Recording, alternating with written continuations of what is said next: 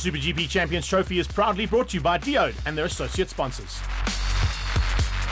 While you were out, I was talking about a couple of big things that have happened in SuperGP this year. First of all, the return of a three-time champ, Greg Caldenes, this time on a Kawasaki, albeit the new bike.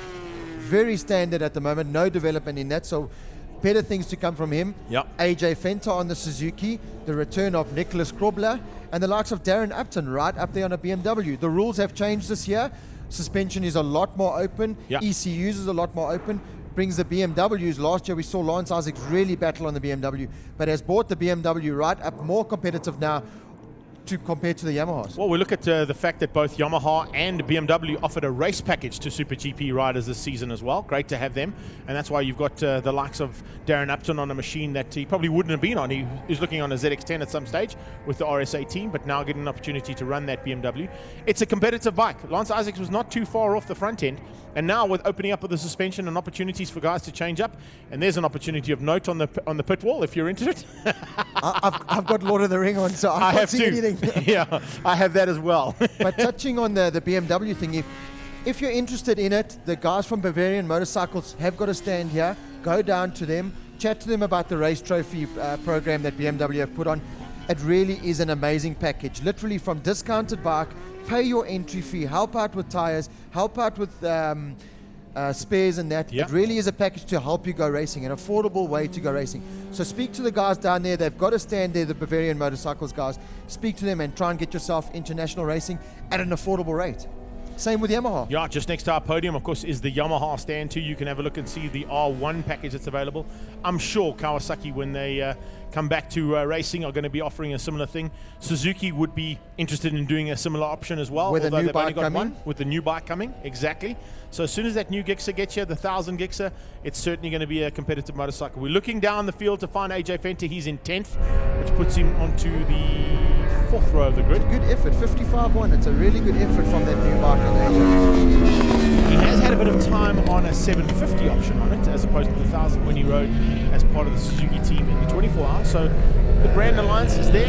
Yes, he's been a long-time campaigner on Triumph, but there's also a couple other stories to talk about running through the field. You've got Brandon Good, who ran in last weekend's Thunder Bikes and did an incredible job. I think finished third overall, podiumed. He's now coming to step up to SuperGP Champions Trophy as well. So a busy season for Brandon Good. Linux colours this year. And remember, he was third in the championship last year, so certainly has Podium what it finisher. takes. Gets up there and can be competitive. You've mentioned the fact that Lance Isaacs is back on the BMW and looking good. Brent Herron back out there as well on a privately sponsored machine and Old looking Kawasaki. an older Kawasaki For now, but news exactly. on that is that Ride Fast Magazine and myself will be giving him our new ZX-10, hopefully from the next round at Pekisa, but definitely for the round after that. So Brent on the new bike with a bit of development will be running up with the Yamaha guys. Michael White, according to my list, says he's on a Kawasaki, but I believe he's on an R1 Yamaha. It's a very weird sounding Kawasaki. For sure. But he's a man, of course, who stepped up from second in the championship last year in 600s and up to the 1000s. So keep an eye on him. A welcome return for the Joker, Nicholas Krobler, and also a very competitive rider, as is that man in your shot right now, Anthony Shelley. And Shelley, of course, is on the front row. So I did mention the fact he could be the spoiler on that front row of Yamahas. So keep an eye on Shelley's ability to get off the line, first of all. Probably the best starter in the business, other than Pooch. Yep. And then, of course, we've mentioned AJ Fenter on the Suzuki, Gildenace on the Kawasaki, Nicholas Kershaw, a bit far down for him. On the BMW, sponsored by Tsunami Beach Bar. Of course, that's his little beach bar in Benoni. And he, of course, will be trying hard to try and maintain a bit of assistance from various people to keep him in the championship throughout the season. There is your champion. And Clint Seller, incredibly, this season, I mentioned it in some of the posts that I put up on Facebook, he's going for 5 out of 5. Greg, wow. That is something else. He really is the man to beat again. Matthew Scholz took it to him last year, but just didn't have the consistency to get the #1 plate. Matthew Scholz, again, the man to challenge him this race. He's already put it on pole position, but he's got a very fast yellow Yamaha supported by Shimwells out in Boxburg right next to him. There comes Matthew Scholz. Had a crash yesterday Damaged the bike a bit. Great effort from the MTech Nashua team to actually get that bike sorted out. Had a little bit of problem in warm-up this morning as well. His gear lever broke. So not going all the way there, but again, just proved his talent, proved his international experience, putting it on pole position for the race. Confidence is there. I think that's a vital component when it comes to this racing. Darren Upton's confidence will be right up there as well. First time out for him. He was in the final couple of rounds last year on that ZX10 of his. He's on a BMW now, and look at that, big smile. Looks like he's good to go. And as you can see, most of the fielder riders are ready for the action that's about to. Good to go. Good to go, yeah. That's very much a man who is very good to go. Brandon Goody Good, looking very tasty. Supported by Linux Yamaha. Great to see the Yamaha dealers. We've got Schimmels, Linux. Yeah, that's what it's all about. So helping our young riders go racing, and that's exactly what we need. Brent Harron, bike number 77 on the old school Kawasaki for now. It's the third running of this championship, and we are in for an epic one this season with the likes of BMW at the front end, Yamaha incredibly quick, Suzuki making a welcome return, Kawasaki's are in the mix. One bike that we did unfortunately lose out of due to a crash last weekend at the Thunderbike race was Ivan van Niekerk on his Panigale, because he would have been out here on the lone Ducati in this class. But he tried the ZX10 yesterday. Unfortunately, it broke as well. So we wish Ivan van Niekerk, or as we like to call him, from the church, hopefully going to be back for Pekisa in about 4 weeks' time. There's the man to beat, Clint Seller with a number 1 plate. You can see the wind's picked up a bit, so that'll cool track temperatures down a little bit, but they really are sawing out there. Matthew Skoltz on pole position on the Nashua MTech Yamaha. It's a Yamaha 1-2-3. Anthony Shelley on the far left there.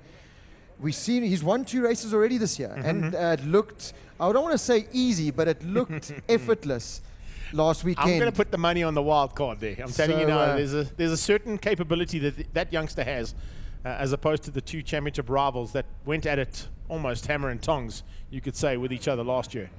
I think it's going to be more of the same, though, between them, but there'll be a third one in the mix. And as you mentioned earlier on, Upton seems to be the only man who's getting the BMW to work.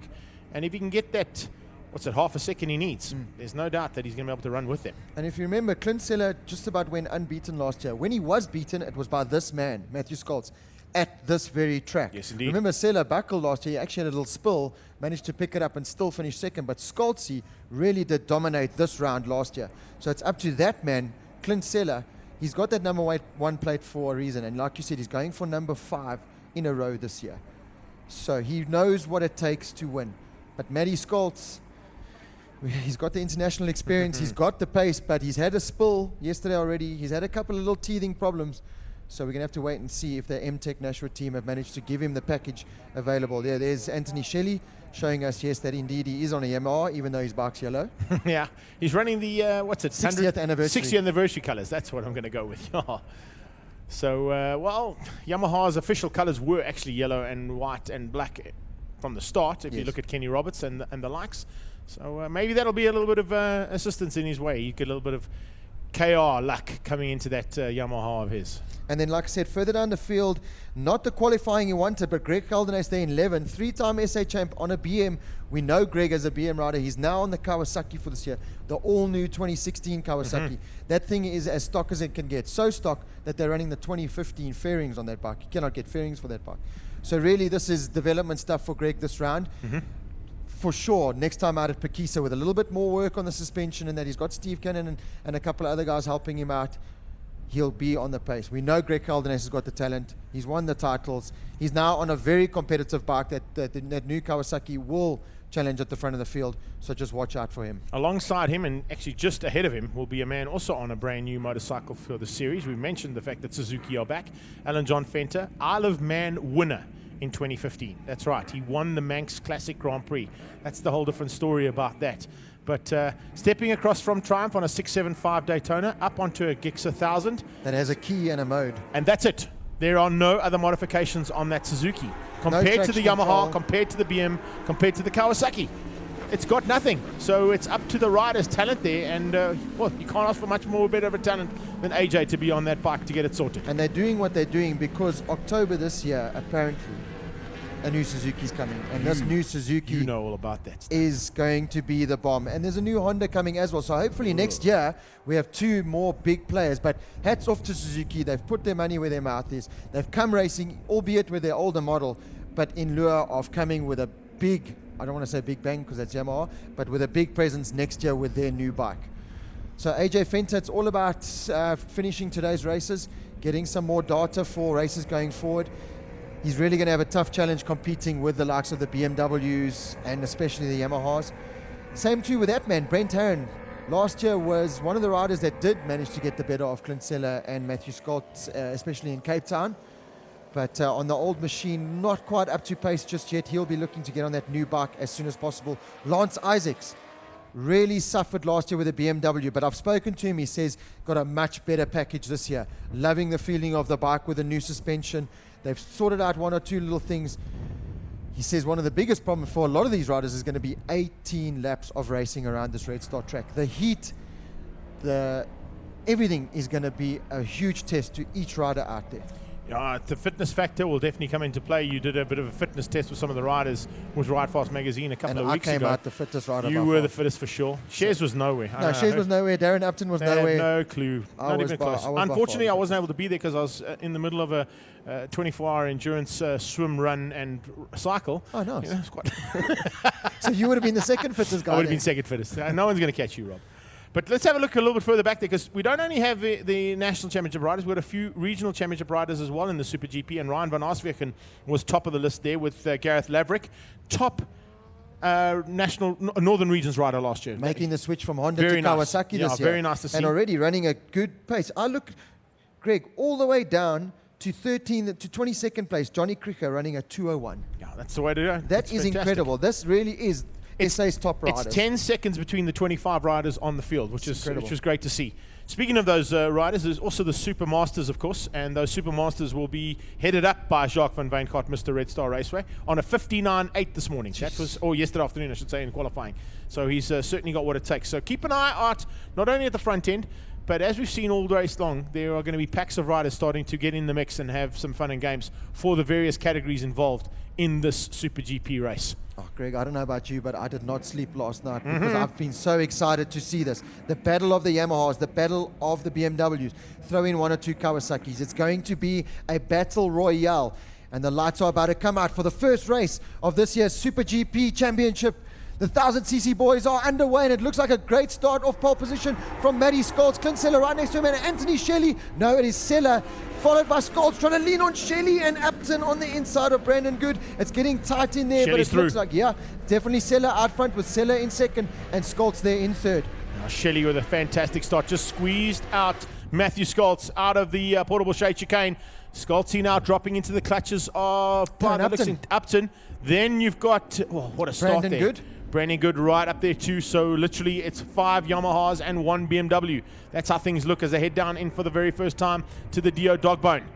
Right now it's Kinsella trying to do what he always does. Oh, that's a little bit too wide for my liking, and that's going to give an opportunity to Shelley to get slightly better drive for the short straight. He's got a very, very hard charging Matthew Scholz, who unfortunately wasn't able to capitalize on that pole position and make it work for him into turn 1. But further back, they start to spread out. You can see as they come through there. That's Lance Isaacs. On his tail is Herron. Behind Herron, starting to sort things out there as they come through. Kildenace on the Kawasaki. The Joker. And then AJ Fenter right in there as well on the Suzuki. So great. Heading that is Michael White on the Yamaha. So good start there from the 600 rider coming up into the 1000cc category for the first time. Kildenace looking to try and make a move on AJ Fenter. Not going to make it stick at the moment. There's Greg Kildenace on the bright green Kawasaki. But out front at the moment is still Seller, and Scholz has definitely closed down on Shelley there for second position. He wants to get out after Seller. He knows he cannot afford to give Seller this much room this early on. Yeah, Seller gets a little bit of a whiff at the front and gets away. He's going to be a very difficult man to catch. There you can see the 2 Kawasaki's. They're basically sandwiching AJV on the Suzuki. And a little bit further back, trying to pick up on the leading master. It looks like it was Van Wijngaard, so I don't think anything changed up there. Justin Gillison also making a welcome return, a big Super M contender in the very first outing when Monster was still on board as a sponsor. He finished up second place, of course, to Levy in that championship, so certainly knows what to do on a motorcycle, and great to have him back in this championship as part of the Super Masters. Now, as they come through and complete lap number 1, confirmation at the front end, all about Clint Seller. No one is even close to him just yet, but the battle for second is heating up. As you can see, Scholz putting a little bit more effort into closing down on Shelley. Greg, I am so impressed with Darren Upton. Let's not forget, this guy was out of national racing for what, 6, 7, 8 years. Came back to Thunderbikes last year. Won that. Oh, we've got to write it down. We've got to write it down. I can't quite see who that is. I actually have no idea who that is. I'm not quite sure who that is. Is it? It's Can't not, see a, it's can't not- see a number on it, unfortunately, but we'll get it as soon as we pick up on the action and hopefully get our cameraman to pick up on the number. I'm just having a look to see if I can pick up who it might be. I think it's one of the regional riders further down. Okay, no, it's Definitely not one of the top boys at the front. They seem to all be in line and good. So, speaking of Brandon Good, they're in 5th place. And I don't want to jinx it, but I think it might have been the Joker. It could possibly be Nicholas Krobler. I was looking at that second pack. I didn't see Krobler there. And I'm just going to wait and see as they come through now. We'll get confirmation as they cross the line who the rider is that drops by the wayside. But just looking through the pack here, there is Isaacs. there's Krobler behind he's there. No, he's there. So Sorry. it's not dead. So we'll find out who that is. But at the moment, it is still Sella, and Sella is a comfortable lead at the moment. Scholz is now up into 2nd place, so he's got ahead of Shelley. Darren Upton, I was just talking about him, right in there on the BMW, not far off the Emmos, but Scholz now has got a big challenge on his hands to close down on Clint Sella. Is he going to use up too much energy? Is he going to use up too much tyre? Those are the questions now. Goody under pressure now from a hard-charging Magic Michael White. Sella in large, in charge, and basically no one even close to him just yet. However, things might change up now that we see Matthew Scholz into 2nd place. Looking at the lap times, 53 dead out of Clint Sella. That is a phenomenal lap time around here. That is the way you do things on a Yamaha at Red Star Raceway. He makes it look so effortless, Greg. You watch him and you think, how is this guy going fast? He doesn't look out of shape. He doesn't hang off elbow scraping style, very much an old school style, but he manages to do the lap times. And at the moment, he's got a 2.4 second lead over Scholz.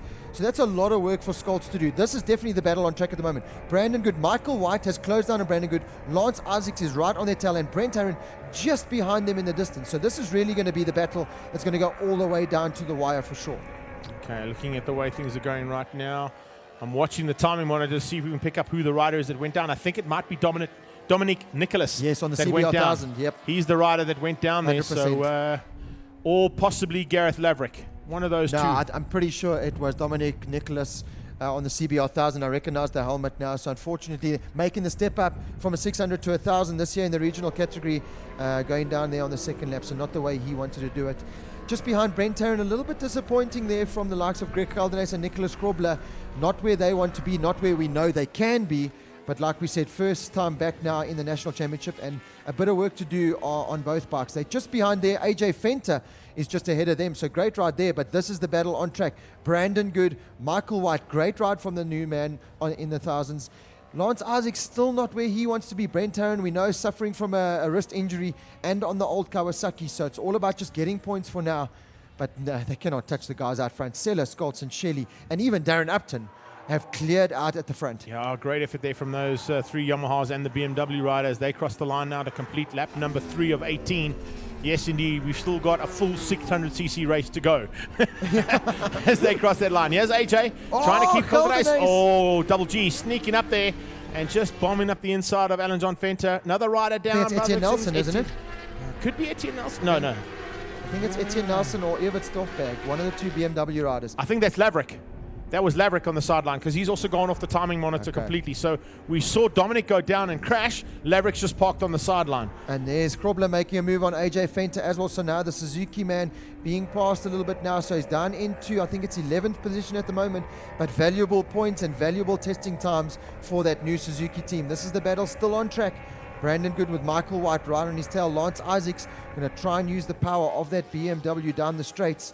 But at the moment, just sandwiched between Michael White and Brent Tarrant right on his tail. Sir Lancelot just behind them, as you said. But just looking at that battle between Good and White, that's about 2 seasons ago on 600s. Yeah, 100%. That's exactly what used to happen. 100%. And now they're back at it, but this time on liter bikes. So great to see this kind of action at the first round of the Diode SuperGP Champions Trophy. Coming on to the braking markers, Isaacs always had an issue with brakes, and it's something you're going to have to watch out for on the BMs, not only on his bike now, but of course on Upton's bike a bit further up the road and a bit further back, I beg your pardon, on Nicholas Kershaw's bike. So hopefully the package is going to allow him to have slightly better braking.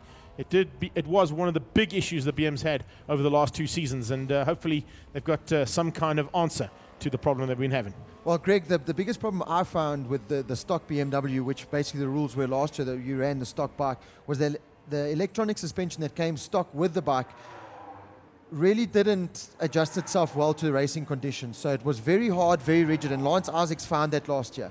Now that they've changed over to the full Öhlins stuff, Lance Isaacs says much better. The bike is 10 times better, but we have a lot of development still to do. And you can see that at the moment. He's still not running where he wants to be. Brent Herron trying to make a move there on the inside, not making it stick, but still a lot of work to do for the BMW riders. Like we said earlier on, the only guy seeming to make it work at the moment is that man, Darren Upton, running in 4th place. You know, Upton's got to grips with the BM very, very quickly. RSA Racing, of course, his big supporters. Yellow flags are waving at the top there, so I think that might be because of the bike stricken on the sideline. And if I'm not mistaken, that'll be either Dominic Nicholas or Gareth Laverick. We haven't quite worked out where that rider was parked. But all of a sudden, Magic Mike's starting to apply a little bit more and just showing a wheel here and there to Brandon Good. They'll probably be happy to run with the kind of pace that's happening there and fight for what is 5th place on track. Isaacs will be sitting waiting for a mistake from one of the youngsters. In fact, the fairing looks a little loose on Magic Mike's bike. Oh. Looks like it's flapping in the wind there. So you're going to Brent Herron on the inside of Lance Isaacs. No, it doesn't make it stick. But Mikey White, it's an impressive ride from him. He only got that bike last week. Tested it, I think, on Wednesday. And here he is racing it and running right up there in 6th place. So good effort there from Mikey White and his team. Just behind Brandon Good, who's already done a fair bit of laps on the R1 last week in the Thunderbikes. Ended the whole year last year for the MTech Nashua team. So he knows the bike. So he's running up there in 5th position. But Lance Isaacs looks like he's holding up Brent Herron now a bit. Herron is definitely trying to make a pass because he's got Greg Caldenes making a move now behind him. Getting used to that new Kawasaki. We've seen Greg on the BMW for so long. So Greg now starting to come to grips with a new bike and now making progress. Yeah, and of course getting that valuable data that's required to set the bike up. Seller down! Clinton Seller. Oh my goodness. That is a massive, massive move here. Clint Seller is down and out. And it looks like he's close to the highway. He's gone miles. I don't know if that's turn 1, 2, 2. He's missed turn 1 and 2. He's gone in there too hot. You're 100% right. No, it's not. It's coming out of the final turn. That's the skid pan in the background, Rob. That's out of the final turn, and Clint Seller is down and out. The national champion for 4 years in a row, unfortunately on the Neolife Yamaha, is now no longer at the front end, and Matthew Scholz has been gifted an opportunity here of note. That is just a massive, massive turnaround for this race. Seller gone, disappeared, bike is down, making his way back to pit lane. Scholz leads out, Shelley in 2nd, and Darren Upton on the BMW is up into 3rd place. BMW are going to be very happy about the fact that that package is working for them, because it's not working for their factory rider right now. He's just been bettered by an incredible move there from Herron. Herron on the inside, he really did force Isaacs wide. Greg Caldenes now right on the tail of Lance Isaacs. But Herron looks like he's on a move. This is a nice ride from Brent Herron. He's up into 7th place and now 6th place. Now chasing down to on the back end of Michael White and Brandon Good. So Herron definitely on the charge. And Greg Caldenes now coming onto the back straight in the slipstream of the BMW. That new ZX-10 does have some serious ponies, but unfortunately not being able to make the move on Lance Isaacs. But I cannot believe that big mistake from Clinton Seller. Matthew Scholz is now out front. 53 dead was his last lap time. Anthony Shelley gifted 2nd place, and Darren Upton up into 3rd. I cannot believe that mistake from Seller. He had a comfortable lead. Yeah, I think maybe just trying something a little bit more fanatical to get away from the hard charging that was coming out of Matthew Scholz. At the time, there was only about 3.2 seconds between them, so it was a comfortable margin to manage for Seller. For Seller's riding ability should be plain sailing. However, you never know what happens out there on the track, buddy. I wonder if something maybe happened to the bike or something, because that bike landed up a long way down. So I have asked the TV crew to go down there and see if we can get a quick voxy with Clint Seller to find out exactly what went wrong. Hopefully we get that and find out, even if we just get the relayed information back to us here in commentary. But that's a massive, massive loss to this race. The current champion 4 times in a row, and he's out of race 1. We know how important consistency is here to win Super GP.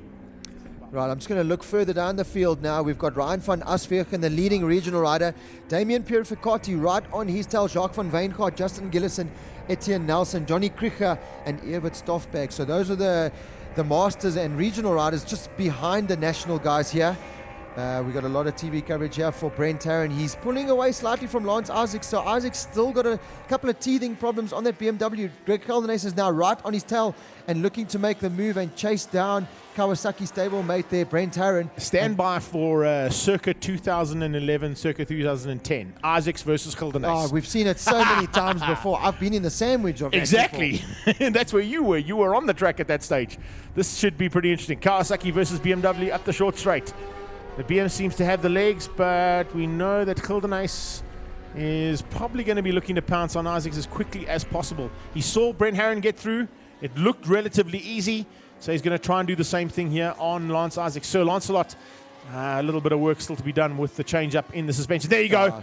Looked over the wrong shoulder, and Keldernace will say thank you very much. Isaac's just, we saw him last year not look happy, and he still just doesn't look happy. I don't think he's quite got the race pace set up out of that bike that he wants yet. So Keldernace getting more data, getting more comfortable with the bike, is actually on a charge now. As we see, there's Clint Seller back in the pit, unhurt.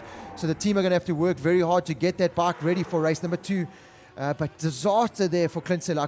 Brent Tarrant comes onto the front straight into pit, and Michael White, definitely something hanging off the belly pan of Michael White's Yamaha. Yeah, you think?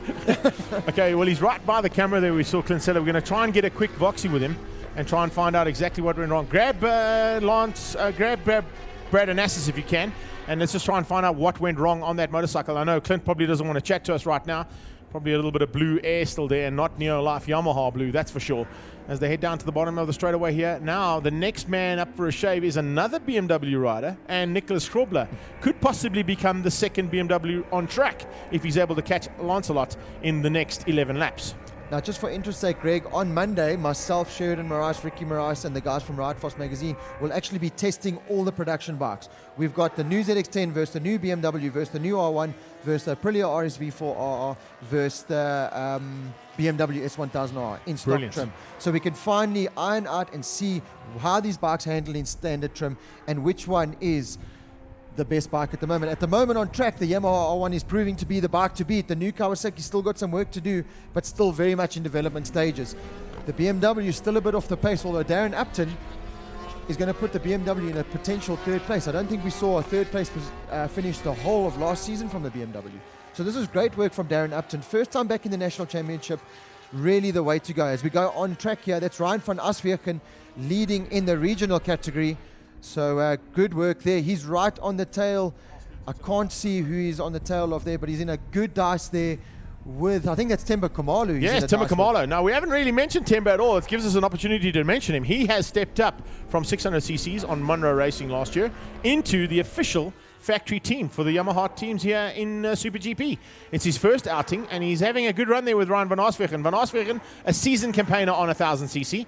Temba, of course, has had the tendency to drop it on occasions, but sometimes it was his fault, sometimes it was mechanical fault, sometimes it was the bike's fault. So we're looking forward to seeing this young man really get to grips with 1000cc. It's not an easy step up. You'll know all about it.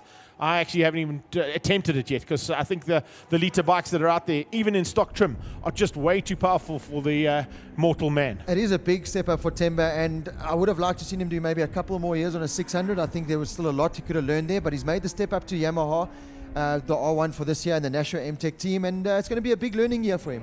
He's got Ricky Moraes, one of the best mentors in racing. I know that he helped me a lot, so you can't ask for a better man like Ricky Moraes helping him in the corner there, and they've got a really good team there in the MTech Nashua team.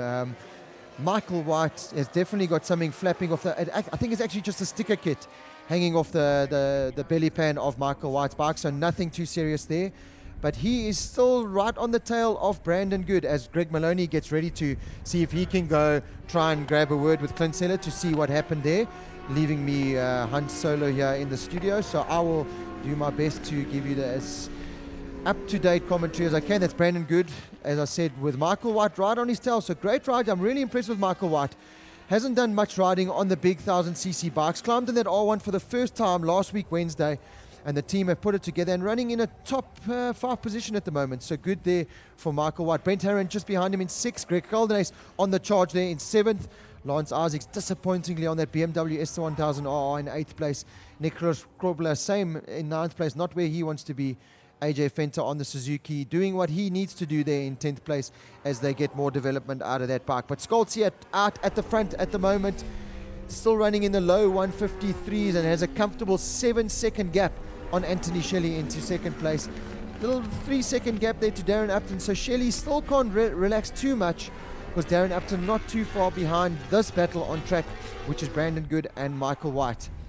There's Darren Upton just coming down the back straight and not too far behind Anthony Shelley. So really great ride from Darren Upton, 2015 Thunderbikes champion, trying to now make it up into the national championship for this year on board the BMW through the race trophy package.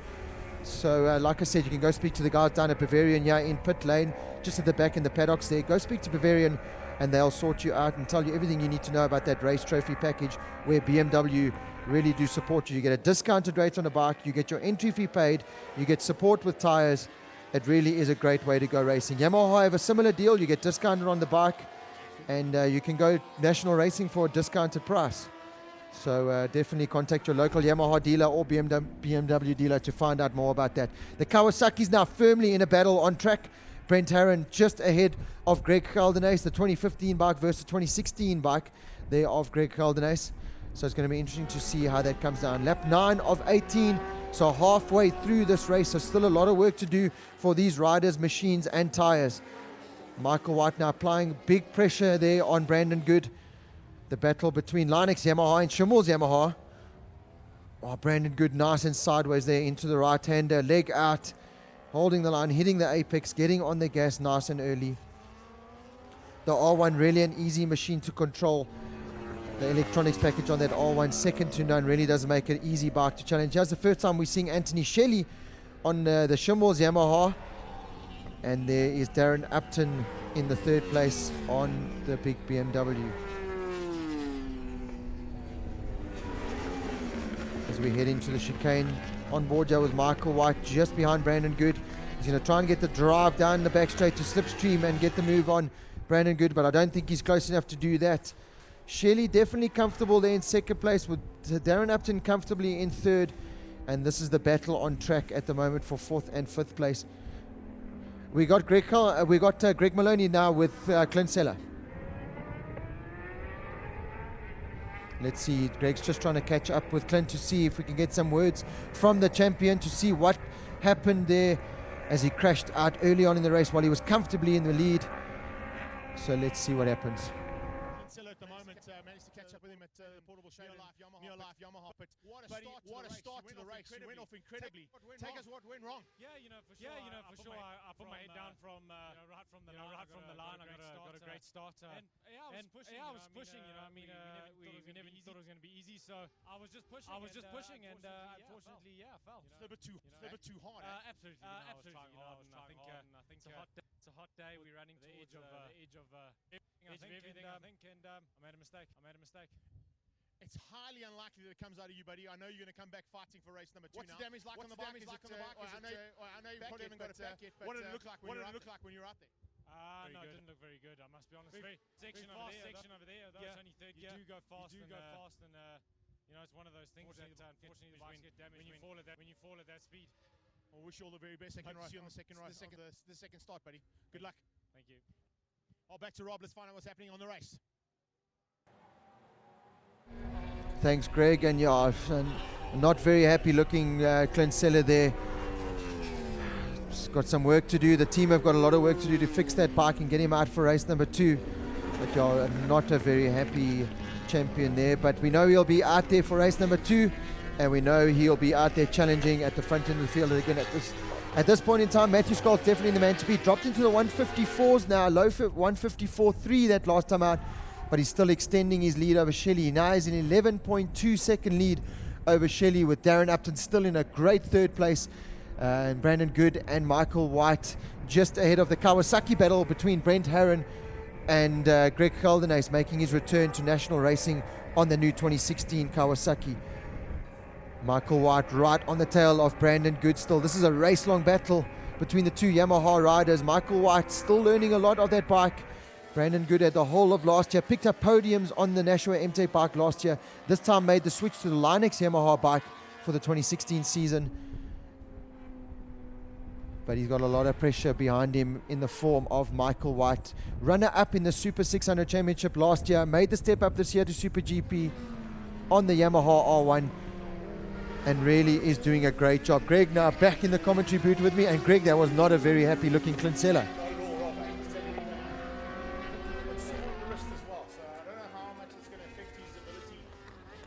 I'm not on the mains there.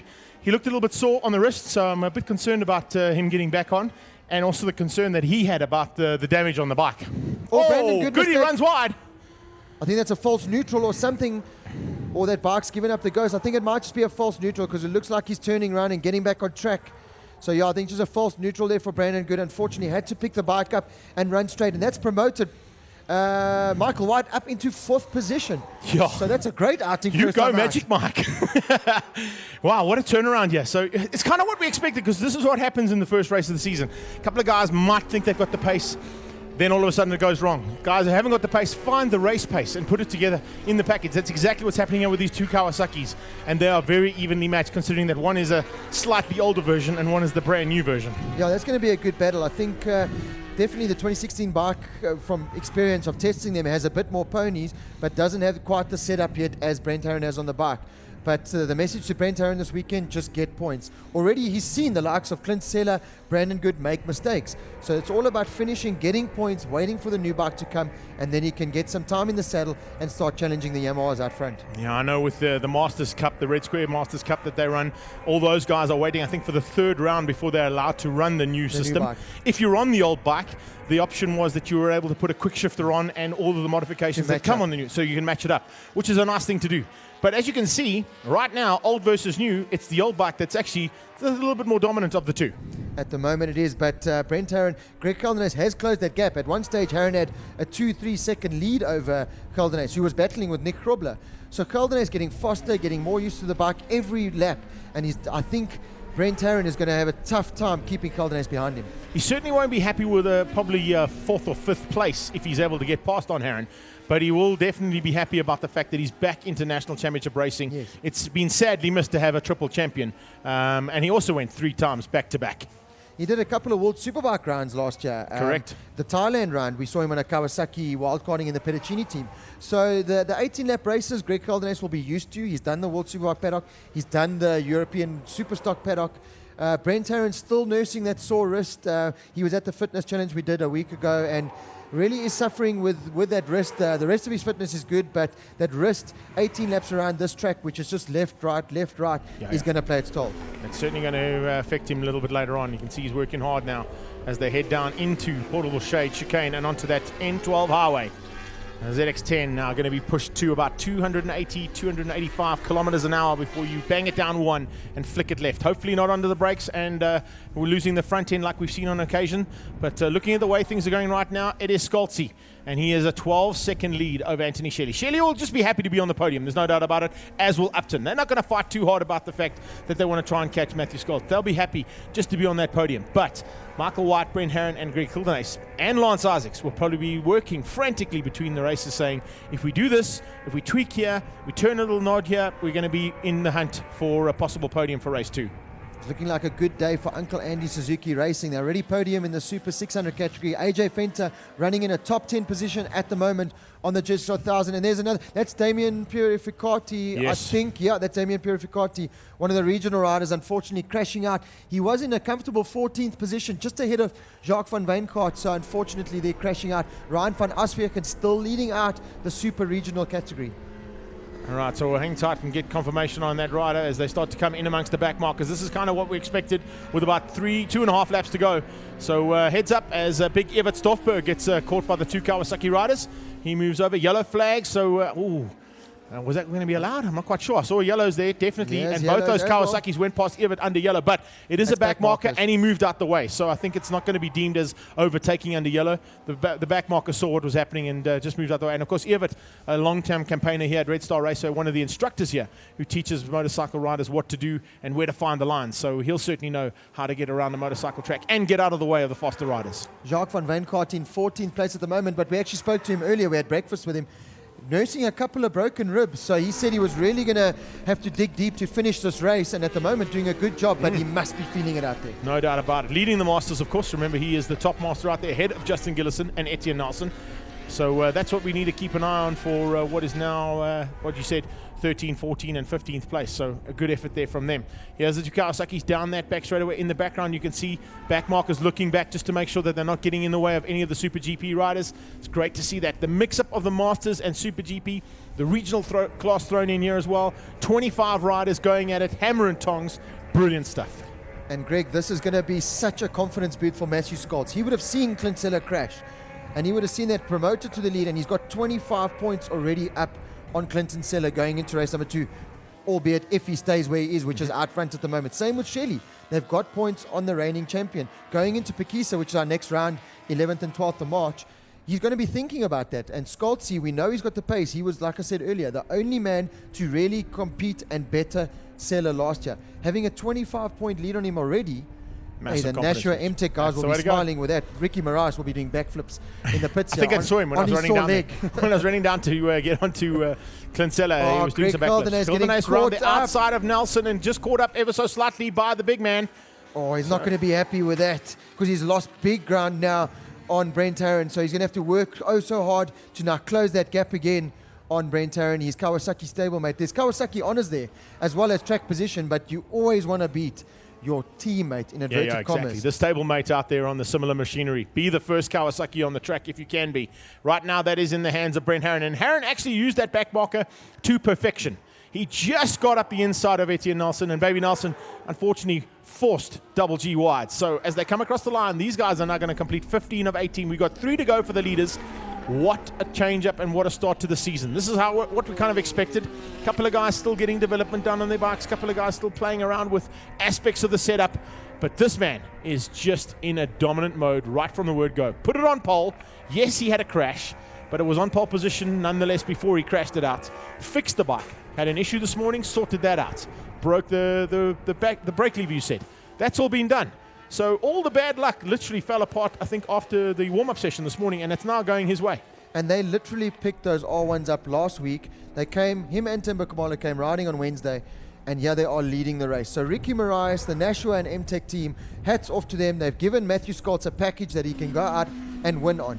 And this is nothing but a confidence boost for Matthew Scholz. He's going to go into the next race knowing that I've got 25 points. Mentally, I've got one up on Clint Sella, who's now got all the work to do in race number 2 with Scholz. This is untouched. This is the international experience coming through. He now has a 14-second lead over Anthony Shelley, who's an RSR track master and has already won this year. He's won 2 races here this year already. And on that bike that he's on, the Furcore and tar pave construction machine, that little ZX10, or I should say Yamaha, because he was on a ZX10 previously. His sister's now on that ZX10, of course, and we saw her in action earlier on today. So the R1 Yamaha, certainly a machine that Anthony Shelley had a chance to ride in the last round last year with the MTech team. Did a great job and podiumed. Exactly. Yep. So he knows that he can do it on an R1. Yeah, up next, like I said, is Pekisa, and a lot of these guys really turned some fast laps at Pekisa, so I think it'll be a lot tighter battle down there in the Free State. Here, it's very much, it's a tough circuit, this Red Star. You either like it or you hate it. You either go well or you don't. And a couple of riders just want to get this round out of the way, get as many points as they can, get the development.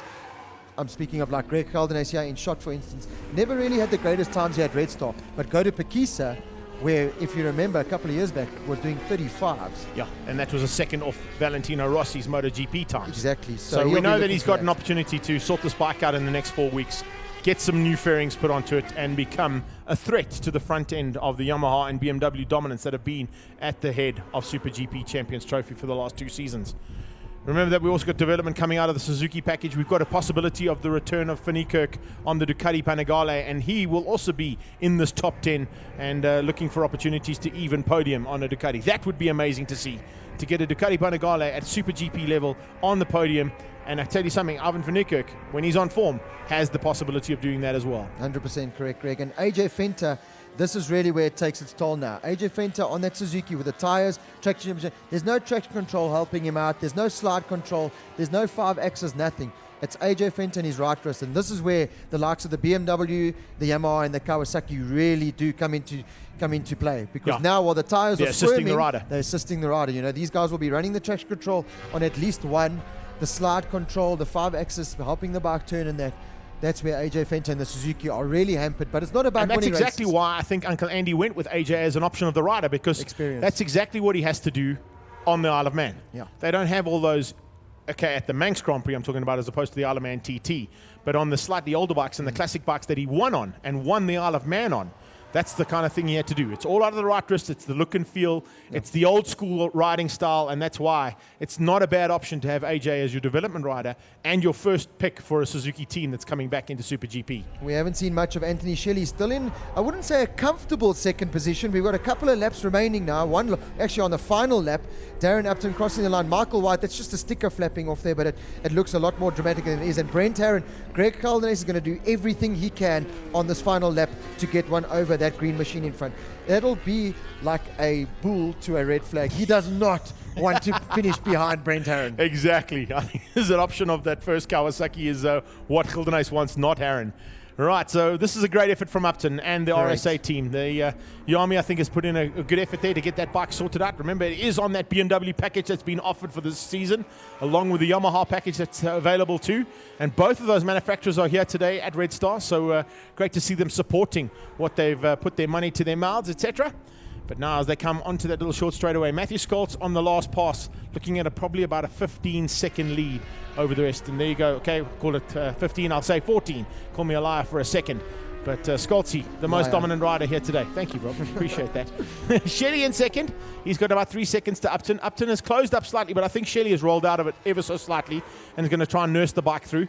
He realizes that he's probably not going to catch Matthew Scholz and save the energy for race 2. There's no point in doing it now. You've got another 18-lap race coming later on.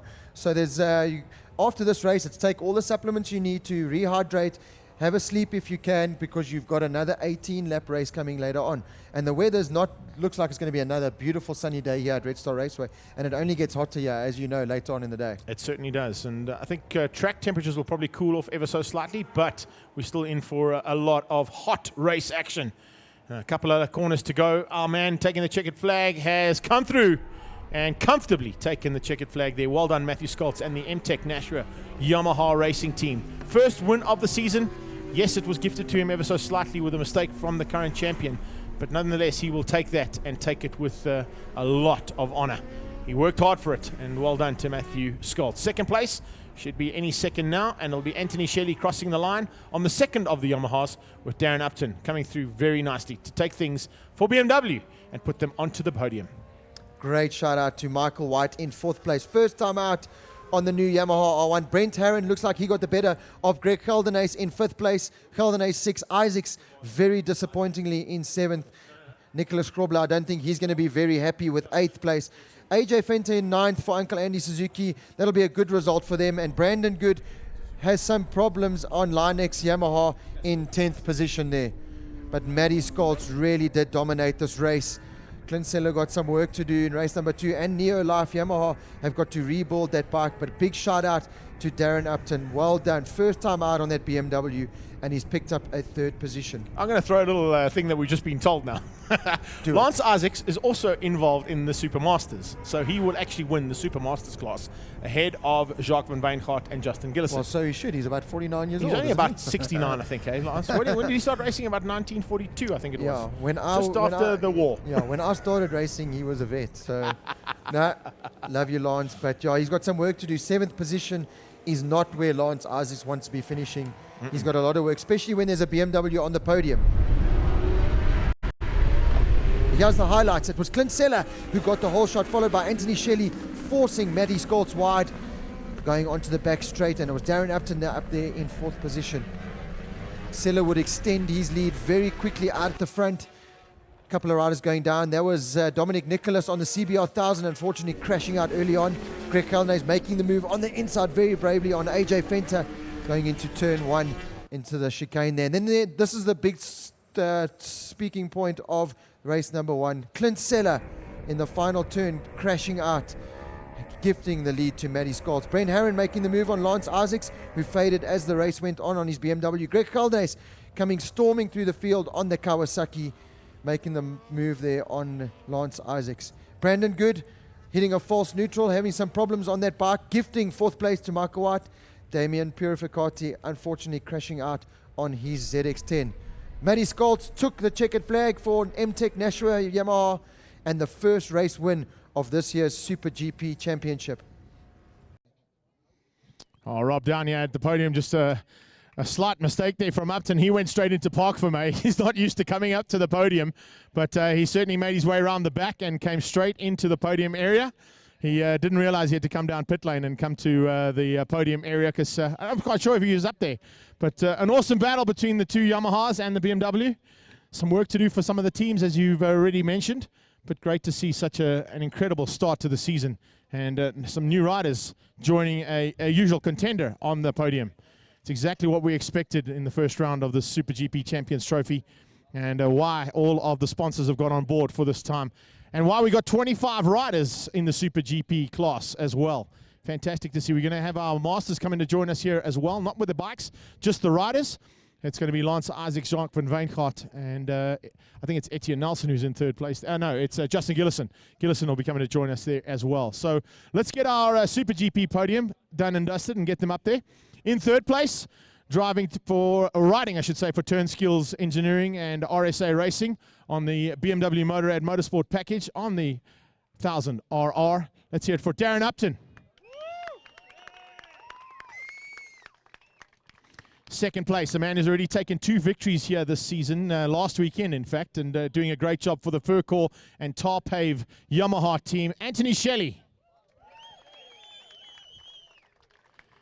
And right on top, literally where he finished up the last time we were here, for Nashua MTech Yamaha Racing Team, it's the Umschlanger Rocket himself. Let's hear from Matthew Scholz.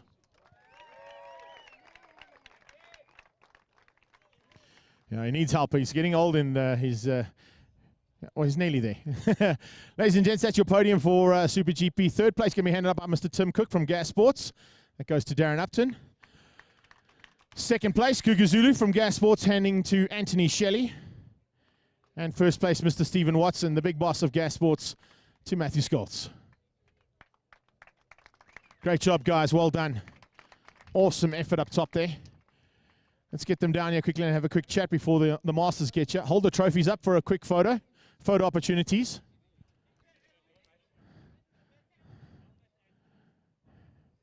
Darren looks good with his New Balance towel there as well. He just put that in the way so he can get some sponsorship out of them.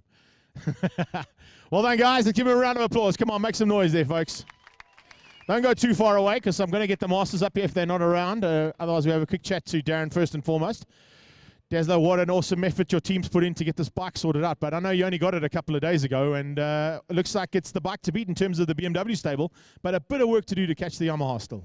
Yeah, no, for sure. The guys have had one up on us, practicing in the week, and have had the bike for a lot longer than I have, but no excuses. They rode hard. I rode even harder. A few things we need to change, and hopefully we can be up there. I know that there's potential there. There's no doubt about it. You see the kind of lap times you were getting down to. I'm sure you're happy with that. Yeah, it's obviously hot. It's not the best lap times, but it was like that for everyone. So, yeah, hopefully a bit later it'll be cooler, and we can put in some hot laps. Awesome stuff. Looking forward to that one. Well done on the 3rd place, your first time out. Let's hear for 2nd place, Anthony Shelley. He disappeared into the audience there to go and say hi to everybody from the Shelley fan base. Dude, only a week ago you put 2 wins in. Now you are just short of one. Can we get one out of you in the 2nd heat, maybe? I'm going to try my best to get it in the 2nd heat now. I battled a bit now. Tires went off quick. But I know it's hot now. Yes, I can't believe it. But anyway, well done to everyone. Well done to Matthew, Darren, and everyone. Thanks to my team, MTech Racing, Furcore, Yamaha, all the people that are behind me now to make this a successful year. Thanks to everyone. It's certainly going to be a successful year if you can keep going the way you're going right now. I think they're a bit concerned, and we were kind of touting it as a bit of a wild card for you, because you have got the potential to win, particularly here. It's going to be the other tracks that you're going to have to work a little bit harder at. Yeah, that's a bit of a problem. I'll have to just work hard at all the other tracks, but I know I can do it. I know I can. Well, confidence is there. Well done on 2nd place. We'll see you at the 2nd one. Let's get our race winner up here. The Umschlanger Rocket, Matty. Wow, Yeah, there was a little bit of luck involved. Unfortunately, Clint going out and crashing out. He's okay. The bike seems to be a little bit damaged, so there might be some work to do for that team, but not much work to do for your guys. All the bad luck seemed to end after the issues this morning. Yeah, you know, yesterday I had a crash in the third free practice, and then lucky the team managed to fix it just before qualifying, and then the bike stopped on the first lap, managed to push it back and set a really fast qualifying time. We got pole. I didn't get the greatest start, but unfortunately set a foul. So yeah, that kind of gave me quite a lead out front. But yeah, I'm sure the second race both of us will be there for the first place win. Well, you said you set a phenomenal pole. I was impressed with that, but the biggest impression you've given me, and the thing that impressed me the most this weekend, was the jog back from where you crashed back here to get in time for qualifying. Yeah, that's the cardio for the whole year done. Hard work, but well done on the first race. That's awesome stuff. Let's get our Masters up here as well. Third place, a welcome return to SuperGP Champions Trophy. I don't see him in the audience, although I am looking for him. Justin Gillison. Also a big man in motorsport, and great to have him out here. He must have loved life being in that carbon bell helmet and all black leathers in, no, this side, sir. Not quite there yet. You're on third. Yeah, good effort though. Well done. No, unfortunately, I also found out about it right in the end. Lance Isaacs has joined you guys, so you got to try and catch him. Second place, Mr. Red Star himself, Jacques van Wijngaard, with the broken spur ribs. I think he's got, eh? How many are there? About 4 or 5 broken spur ribs, eh? 6 broken spur ribs, and he still gets second place in the Masters. Well done. And that means at the top of the Masters, that goes to Sir Lancelot himself, Lance Isaacs.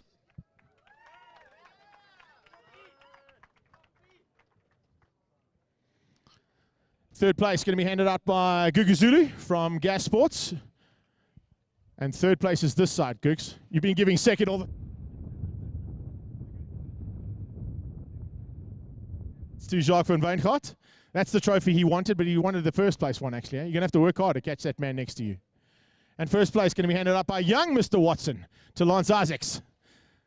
Ladies and gentlemen, give a round of applause for our Super Masters here this weekend.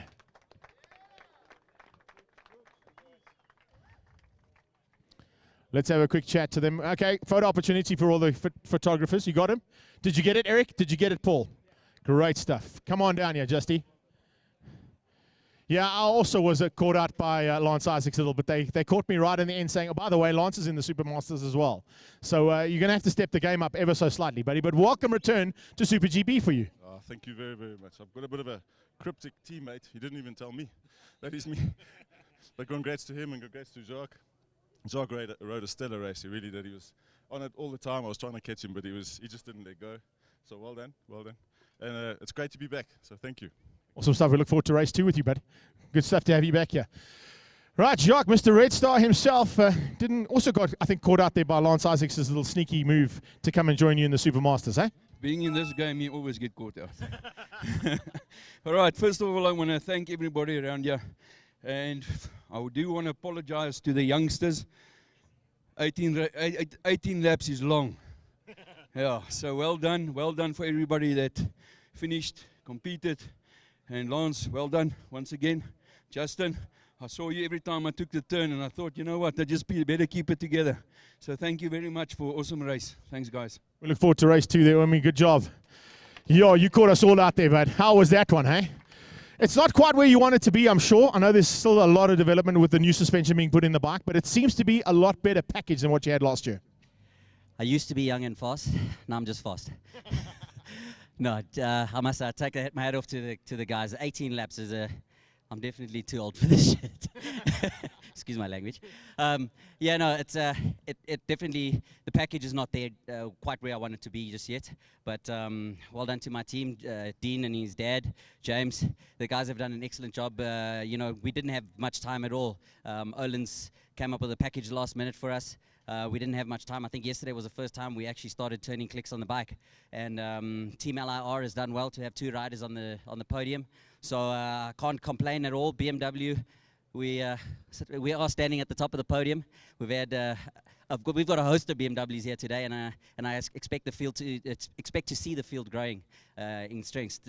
Big thanks to my team, BMW Motorrad, Santon Auto, Bell Helmets, Rockwell Watches, Fuchslubes, all the guys. You have done an excellent job. Keep getting us up here. So thanks. We'll see you in race 2. It's good to see the package being offered by not only BMW but also by Yamaha. It's just bolstering the field in SuperGP with this package that's available.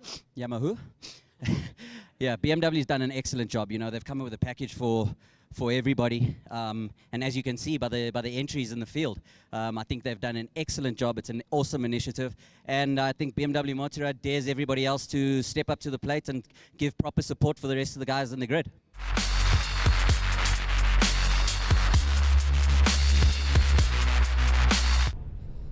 The bikes head out on track now. Damien Purificati and Ryan van Aswegen, our regional riders combined in the nationals here. They head out on track. There's Michael White. Spoke to him, very, very happy with that 4th place finish in race number 1. Loving every single lap on that R1. They have some good data now after race 1. Michael's learnt a lot more about riding the big 1000cc bike and the R1. So watch out for him to mount a serious challenge in race number 2. Like we said, we actually missed it. Ronald Slamet, the Cape Town regional champ for the last couple of years, unfortunately crashing out in race number 1 on his BMW.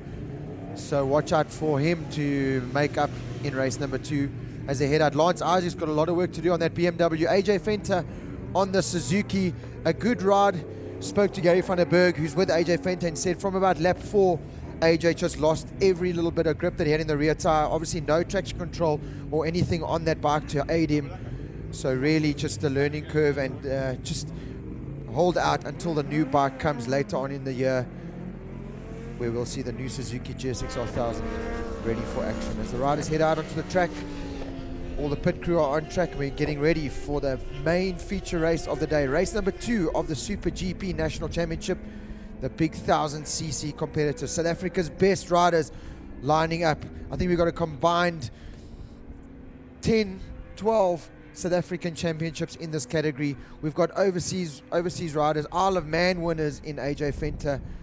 So really is a packed grid of talented riders. Brandon Good from the Linex Yamaha camp had problems in race number 1 while in a top 5 position, so hopefully he sorted that out and he can make amends in race number 2. But the big news is Clint Seller crashing out of race number 1, and the team have had to work frantically to get their bike ready now for race number 2.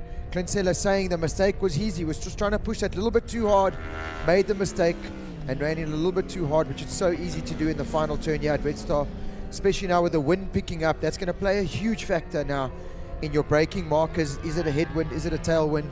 The guys really are going to have to be careful for race number 2.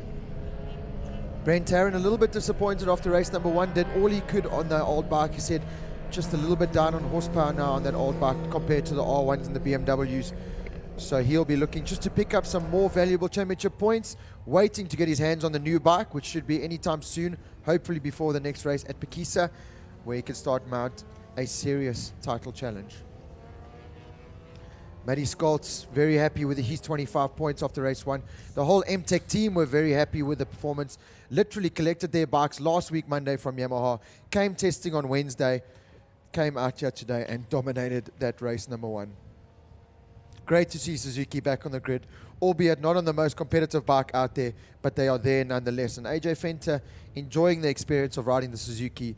No one more experienced than AJ Fenter. So Uncle Andy Racing really have got a great rider on their bike, and I'm sure bigger and better things to come from that team. We've already seen them take 2 podium finishes in the Super 600 category. So really excited to see that. One rider we are missing today with some bike trouble was Carrick Flock. So look to get him back hopefully by the next race on his BMW. We know he's a front-end challenger and he'll challenge for race wins. As I think it's Ronald Slamet coming out of the pits very late. So it looks like they've fixed that bike and made it out on the grid for race number 2. Just in time by the looks of things too. I'm looking down onto pit lane though, and I am concerned because I heard you talking about Clint Seller. I saw him in the break and he said the bike was toast, so I'm not sure if he's going to make it back out. That'll be huge, eh? If Matty Skoltz can take a 50-point lead over Seller. Look at the second grid position there, buddy. He's not there. Right. You're absolutely right. He is not there. And Matty Skoltz has just realized that. He's seen that now. So he knows that he's got a huge chance now to extend that championship lead. He knows Shelley's there and Shelley's going to be a threat throughout the year. But Skoltz knows his main challenge is that number 1 bike of Clint Seller. Yeah, So if you get a second place and a third place here, that's going to give you 36 points. You're going to walk away with 50 points. 14 points in the lead heading into the second round of a championship. That's a decent margin to have to start things out for a championship title race. And remember last year, Scholz was on the old R1, so they didn't even have the new R1 for last year's race meeting. So this year he's on the new bike. So big things there. There's Lance Isaacs. Sneaky little devil, hey? Yeah. Supermaster. Label out. Late Supermaster entry there from Lance Isaacs. I think it caught both Jacques van Wijngaard and Justin Gillison out. Darren Upton, he was the fastest BMW, so he's looking to do the same thing here and get another podium. And I'm sure that's exactly what he'd like to see by the end of the day's proceedings. Now, just to give you a heads up, something we didn't mention at the beginning of the day, which I kind of need to mention over there, we are also looking for a Motul Rider of the Day, and it can come out of any single one of the classes that are raced here today. So start putting your thinking cap on. No pressure. But I've got a couple in. There's been some great riding today. So yeah, there's a couple of really good options there. This guy may be one of them. Michael White, first time out on the big bike in the big championship. Really incredible. That's his sponsor next to him, so great having his sponsor right by his side. And thank you so much to the sponsors for supporting, of course, two-wheeled racing. Consortium shipping there. You can see on the back of Steve Cannon, the man who's looking after Michael White. This is his home track, I think, hey, Nicholas Krobler. He's only from, 2 Ks down the road at Witbank? Yep. Doesn't he own the whole of Witbank, his dad? Pretty much, just like the whole of Witbank. Just like I own the whole of Boksburg, basically. You own the whole of Boksburg. Your dad owns the whole of Meyersdal and Meyerton. AJ owns Edenvale. He's the man from the Vale. Even though he's got the Isle of Man, he's also got the Isle of Edenvale. Yeah. That's the man from Edenvale, and the Suzuki ladies there as well. Kershaw owns Benoni. Benoni Bomber, exactly. Nicholas Kershaw and the Tsunami Beach Bar BMW. Alliteration aside, he is the king of Benoni. Have you been to Tsunami Beach? I haven't. He hasn't invited me. Great place. We're not allowed nice to go place. there. He says nice no commentators are not allowed there. Oh, the Red Baron is back up and riding. That's good to see. Fantastic. Well done to the team for getting that bike sorted out. It didn't look too badly damaged. A bit of probably some cosmetic stuff more than anything else, but fortunately he's back on track, and I'm sure that the Cape Town Massive behind the Red Baron will be happy to see that. I know, speaking of Massive, Ryan van Arsvegen also looking to go a little bit higher up than what he finished up, but certainly going really well. And out there in internet land and watching on live streaming, Mark Friedman giving me a shout out in between. So good to see all the guys having some fun and games, and of course looks like there's going to be some fun and games here. That is Temba Kamalo, and the Chief will be looking to improve on his first outing in the big 1000cc class. 22, no, that's not 22. That's Jacques van Wijngaard. 52, that is Jacques van Wijngaard. And I can tell you, Mr. Red Star, if he can get a little bit of those spur ribs sorted out, he'll be a little bit more competitive than what he is. There's Justin Gillison, his podium finisher, and he thought he got second until we threw in the Isaacs. His stablemate with a Lance Isaacs sticker on his bike. Correct, Lance Isaacs Racing caught him out there ever so slightly. Said, listen, and everybody take one for the team. Everybody got caught out by that little maneuver from Sir Lancelot. But we won't be caught out by it this time, though. That I can tell you. We've got your back, Lord. See, we've got your back. We've got your back. Us old folk must stick together. Exactly, bro. Exactly. All right, let me try and see if I can get the timing monitor sorted out again. We are connected, so let's go back and get our live timing back from Pro Timing. And then we are almost good to go for race 2 here of the Diode Super GPs. Who we did miss on the grid there, but they are on the grid, is Brent Herron and Greg Heldenace. Greg Heldenace, a good showing towards the end of race number 1, really did. Found a little bit of turn of pace, learning the bike. I'm sure he would have turned some screws now in the pit lane. Gav Lightfoot from Kawasaki is here with Greg, helping him tune that bike. So watch out for Greg in this race. I think if he can get a good start, I think there's no reason why he can't run up with the likes of Darren Upton and Michael White. Potential is there for the Kawasaki's. We've seen it. And I think when Brent Herron gets a new one, there's certainly going to be an opportunity for them to get up there and take the fight to the front end. We've got 2 BMWs at the front. We've got 2 Yamahas. And it would be fantastic to see 2 Kawasaki's and, of course, the lone Suzuki up there as well. AJ Fenton. Now there's a good way to get your sponsor on TV. Stand up wheelie on the warm-up lap out front. No doubt about it. Uncle Andy said, whatever you do, get the whole shot on the warm-up lap and wheelie into turn 1. Do a stand-up wheelie so you can see the belly pants. Done. Mark Roach will be happy with that. His big Motul sponsorship on the side of that.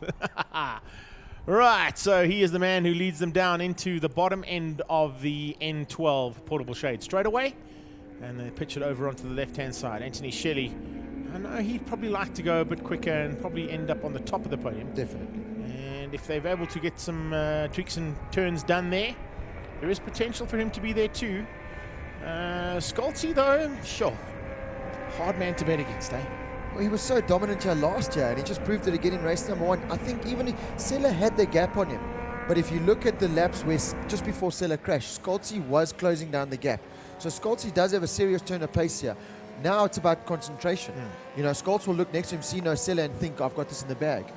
You cannot do that. You've got some seriously fast riders there that'll take advantage of you if you're going to be slack in that regard. But Scholzi's got the international experience. We forget Red Bull Rookie, Spanish Moto 2, and World Supersport. The man is talented. Another KZN guy, another one of those guys that I don't know what they drink down there in KZN, but it certainly does work. Their water they need to bring up for us, for sure. There's such a water shortage down there as it is. Because they're drinking it all. Yeah, we're not allowed to go down there for holidays anymore to Umhlanga and to Belito. But yeah, I'm sure that there is definitely something special down there, and it seems to be working for the Umhlanga Rocket, Matthew Schultz. Right, so they're coming around and going to be taking up their positions on the grid. Brandon Good also going to be looking to improve ever so slightly. Nicholas Kershaw, we mentioned him, trying to improve and become a front runner on the BMW side of things. Gareth Laverick has made it out there on his Kawasaki. He had some problems in race number 1. So good to see him back out there. Very fast rider on his day, especially around this Red Star track. Last year on the CBR 1000, the Honda, he was putting in some 57s, which is a fast lap time on a Honda CBR 1000. So watch out for him. He's one of the regional riders, let's not forget. But Red Baron out on track. Good to see him. Not the race one he would have wanted. We know he's a lot better than that. Picked up a podium finish a couple of years ago on the Kawasaki. I know, because it was just ahead of me. I think if we mention Laverick as well, if I'm not mistaken, he's the current Northern Region Superbike champion. Yes. So has got the caliber to run at the front end. Let's just see if he can step it up to a national side of things now as well. So as we get into the start procedure, a couple of riders still making their way through, AJ being one of them. He was the first, first off and last back. AJ making sure that he gets as much exposure as possible. But unfortunately, look at that front row. Sadly missing is the number 1 bike of Clint Sella. And as we come under starters orders now, it's eyes down, visors down, and a great start from Scholzi. The Umhlanga Rocket has disappeared.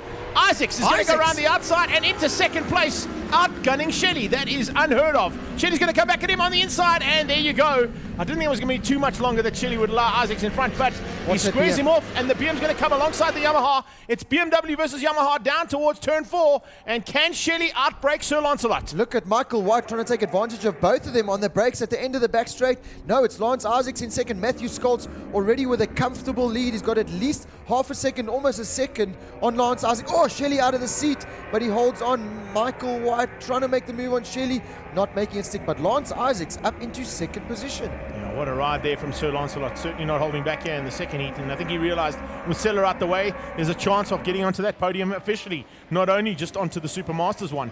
But now as they come through the dog bone, this is where the Yamahas might have a slight advantage on that BMW, although with the new suspension settings and those Olins, he's got a chance of maybe just keeping it out for a couple of laps. Magic Mike under pressure, 3 Yamahas in that mix, and then it's Upton. Upton on their tail looking for opportunities. So it's BMW at the front of 3 Yamahas and then a BMW behind them as they head up to the short straightaway and try to close down on Scholz. What Isaacs is going to do here is he doesn't have the pace. We saw it in race number 1. He'll have it at the first couple of laps here, but he's going to Constantina effect the rest of the field up. You can see Shelley already on the inside. He knows he had to do that because he does not want to be held up by Isaacs. Michael White will be next, but not the start from the Kawasaki riders. Greg Kalnis and Brent Herron right there behind AJ Fenter. There's a move from Upton as well on the inside of Good. I thought we might see the same move coming out of Michael White. He had the opportunity, but he just backed out of it, and discretion the better part of valor as they went into that little turn. But there certainly was no discretion coming out of Upton.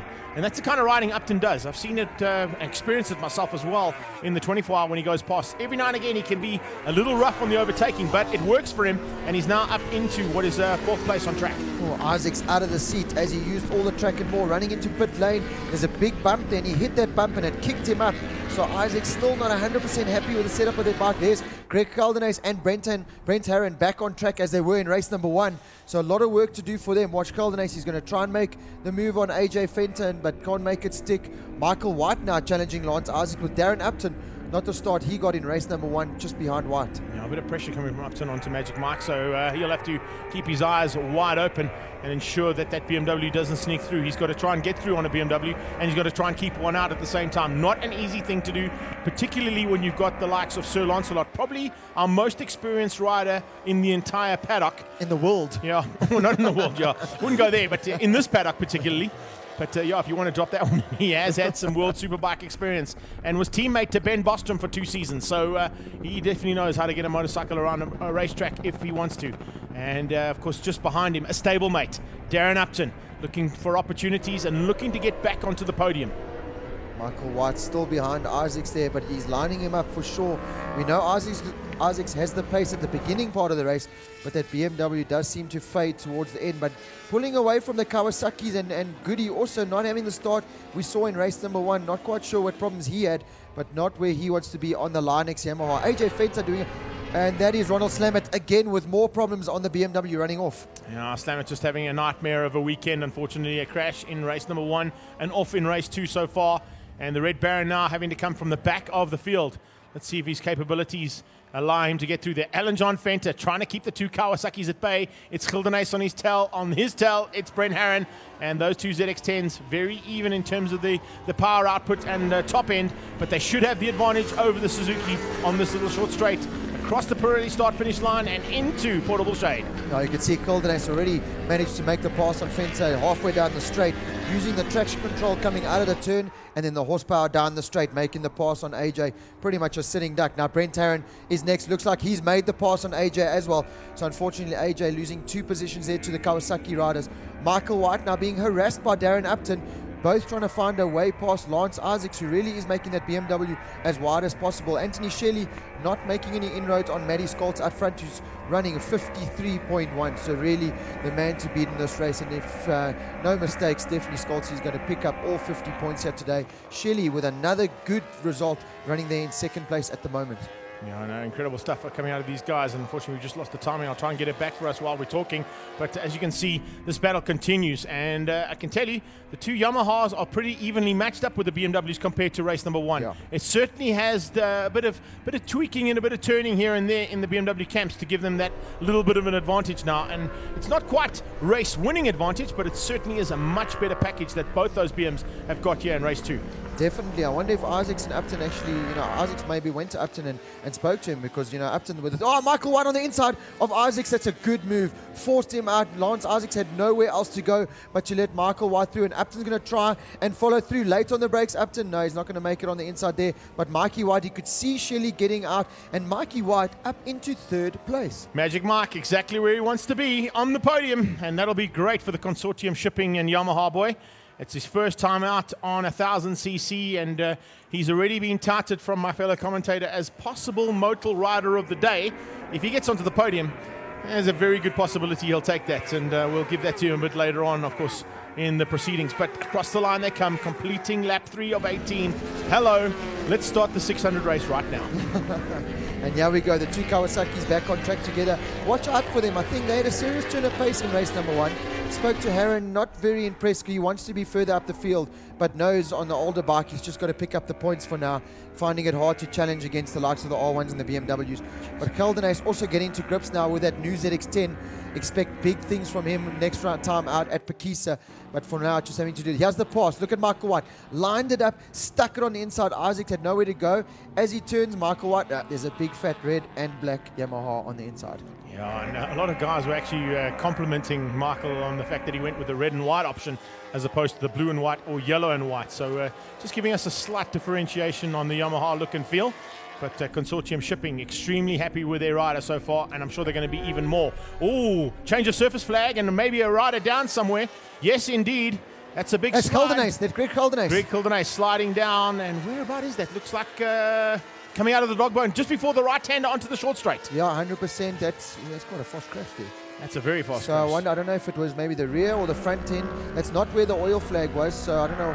That was just Greg by himself, but there is an oil flag. Oh, there's Upton on the inside of Isaac. So Isaac really struggles in that position because that's where Mikey White also got past him. So just struggling to get the back turn. Now look at Mikey White. He's closed down Anthony Shelley for second place. Yeah, look, I think it was just a matter of time that as soon as Mike White got through, there was a potential for him to run at the front end and run with Anthony Shelley. Now, Shelley will have to keep his eyes open because if those two get together and they work together, they can close the 4.5 second gap down to Scholz, and we'll have a Yamaha podium again.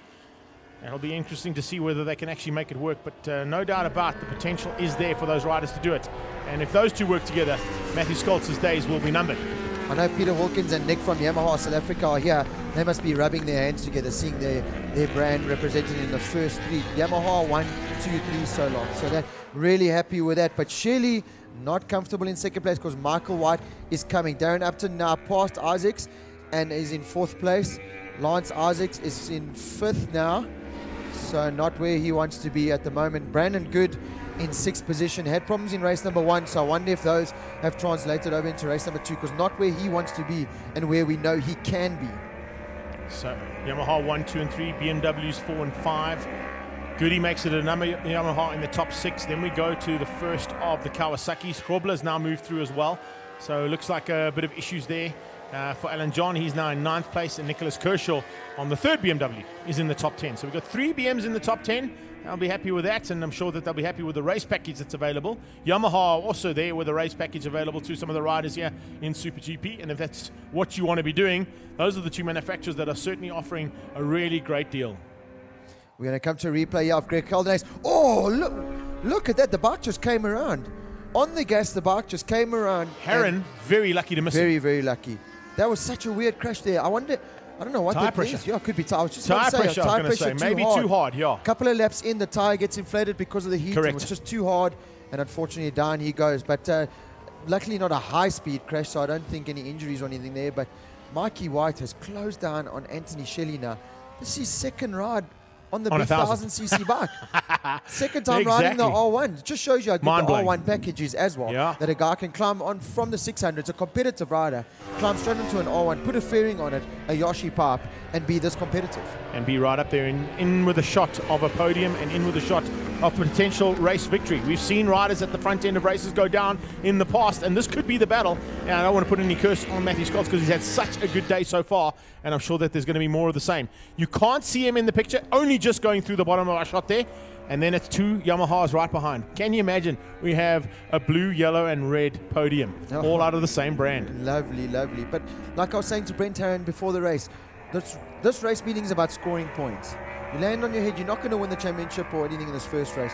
Get the points in the bag, get the development, get all the technical specs that you need, take it to Pekisa and just get better and better. If you land on your head, yeah, you lose those points, you lose valuable track time, you lose everything. Your championship is effectively over. Brent Herron going to pick up the points he needs, as is Michael White. Michael White could potentially go to Pekisa, second in championship, challenging for a championship, first time out. Phenomenal. It's kind of what we expected out of Michael White. He showed the kind of caliber of rider he is last year, finishing up so high in the championship for the 600s. And he's now looking like it's been an absolute breeze to climb off a 600 and onto a 1000cc machine. So not a lot of people can do that. The man in front of him did it pretty relatively easily as well. So let's see what these 2 youngsters can do for the last 2/3 of this race. Michael White's only problem is that it's Anthony Shelley, Red Star specialist, and a very hard man to pass. You can see Shelley, he brakes, gets the bike turned, and gets the bike rear wheel steering, closes the corner completely, leaving not much room at all for Michael White to pass. Nothing worse than when you see a rider like Anthony Shelley backing it into a turn, makes a track that is wide seem so small, so you cannot commit to a move, and that's what Michael White's doing now. He's sitting behind him going, where am I going to pass this guy? Only real option is maybe on the straight here, get good drive, slipstream, and maybe on the brakes, but we know. Look at Brent Herron out into pit lane almost. He's closed the gap now on Brandon Good, and I said, watch Brent Herron, he'll come good towards the end of the race. Right on the back now of Brandon Good, who seems to be struggling a little bit with that line in Yamaha. Now, how much closer is this racing though in this heat? Yes, we've got 7 seconds to the leader, but it's only 0.4 between the 2nd and 3rd. It's down to 2 seconds up to 4th, and of course 0.3 or 3 seconds between 4 and 5. Then it's Heron right there on 5th place, and Brandon Good in that little battle we're seeing on screen as we speak. But we're not even halfway through this race, so there's still a lot of laps to go, a lot of tyre wear to be used, a lot of lung air capacity to be used, so there's a lot of hard work for these riders still to do. Nick Krobler in 8th position, slightly better than race 1, but not where we know he can be. AJ Fenter running in 9th place. Like I said, after the first 3 laps, that when the tyre wear starts wearing, no traction control there to help the man on the Suzuki, so he really just has to do what he can, pick up valuable points. Nick Kershaw in 10th, a little bit disappointing. We know he's better, challenged, went out to Pekisa last year, first time out, and got on the podium, first time out on the big bike, so got a couple of little things to do there, but we know he's looking for sponsorship to hopefully climb on a new BMW or Yamaha or indeed Kawasaki and be a little bit more competitive. I remember a couple of seasons ago he actually offered a team known as Race Bike Rentals and gave a couple of opportunities to the likes of Dylan Barnards, etc., a ride in the National Championship, so certainly has put his money where his mouth is when it comes to racing, as well as offering opportunities for youngsters to get involved, and I think it's a great and valiant effort there. Yes, I spoke to him yesterday. He's not quite sure if he's going to be doing the full season just yet. He wanted to see how things go this weekend. I think if he stays in the top 10, the carrot will still be there and give him a chance to still play around, but definitely has to look at another option in terms of the choice of machinery. Definitely. The battle's still on track there. Michael White shadowing Anthony Shelley, as is Brent Herron here on Brandon Good. And Nick Krobler not too far behind there, so making a charge. Here we go. Let's see. Brent Herron's problem here is even if he gets drive onto the back straight, that Kawasaki does not have the straight line speed of that Yamaha R1. Yeah. So to line up a position to pass Brandon Good is going to be tough for Brent Herron. He's going to have to do what he did in race 1, number 1 on Lance Isaacs. Here through the dog bones, last minute, shock the guy, stick it on the inside, giving him no time to retaliate, and then pulling away. That's the only way Brent Herron can make moves, because he can't rely on the horsepower of the old bike. Yeah, it's going to be a dirty move, I think, out of Herron if he's going to try it. That's if he does try it. Yeah. I think he might just settle for where he is right now, and as you said, after chatting to him, just settle for some good championship points heading into the second round. We've seen already how this championship works over the past 2 seasons. Consistency is certainly a major factor to play with, and if you can get points in the bag early on and maintain a consistent finish, I beg your pardon, throughout the season, that can win you championships. Last time out, Matty Scott's 52.9. So for all you track day riders out there that know, and you come here and you're very happy with your 210, which is a very impressive time around Red Star, 152.9. You have to keep rubbing that in, huh? No, I do. 2:15, that's a good lap time. That's a very good lap time around Red. Anything under 2:20 is a very good lap time around Red Star. Yeah, until your dad climbs over the pit wall and says, "Slow down! We've still got 24 hours to go." Just not as fast as these guys. No. I don't want to be in the same caliber as these guys. These guys are mental. You were involved. That's why you are like you are. I was, but that's why I look 50 when I'm actually 21. You can get for 21, mate. Not too shabby. Here we go. Your Magic Mike is a little bit closer than what he has been on the past. But he looks comfortable, Mikey White. Yeah, looks he's like waiting. He's not using tyre wear. He's not using energy. He's just sitting there. But like I said, whether or not he can make the pass on Anthony Shelley is the question. Sure, it's one thing to catch the rider ahead of you. It's another thing to pass the rider. So Shelley manages to get the bike in, and I've seen it from personal experience. Shelley gets a bike in and he stands it up and gets on the gas harder than anyone else I know. And Michael White's still running the 600 line, so a little bit more corner speed, not standing the bike up as much. You'll learn that the more he rides the big bike. Yes, the technique has got to come. That's where you'll see through the fast section here. This is where he closes on Shelley, using the 600 corner speed. But in the slower stuff, like coming onto the back straight there, Shelley stands the R1 up and pulls a couple of bike lengths.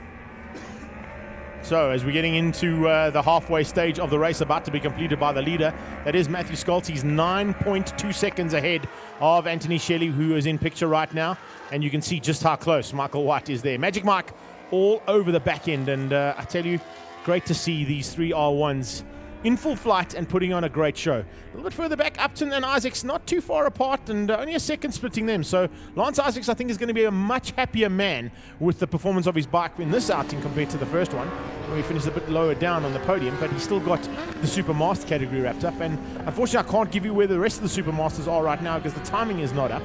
But I would say it's probably going to be Gillison and Van Wijngaard if they've kept it upright. And Ryan van Asperken will be dicing with Purificati for the regional title there. So Shelley using all the track and a little bit more there, getting on the gas.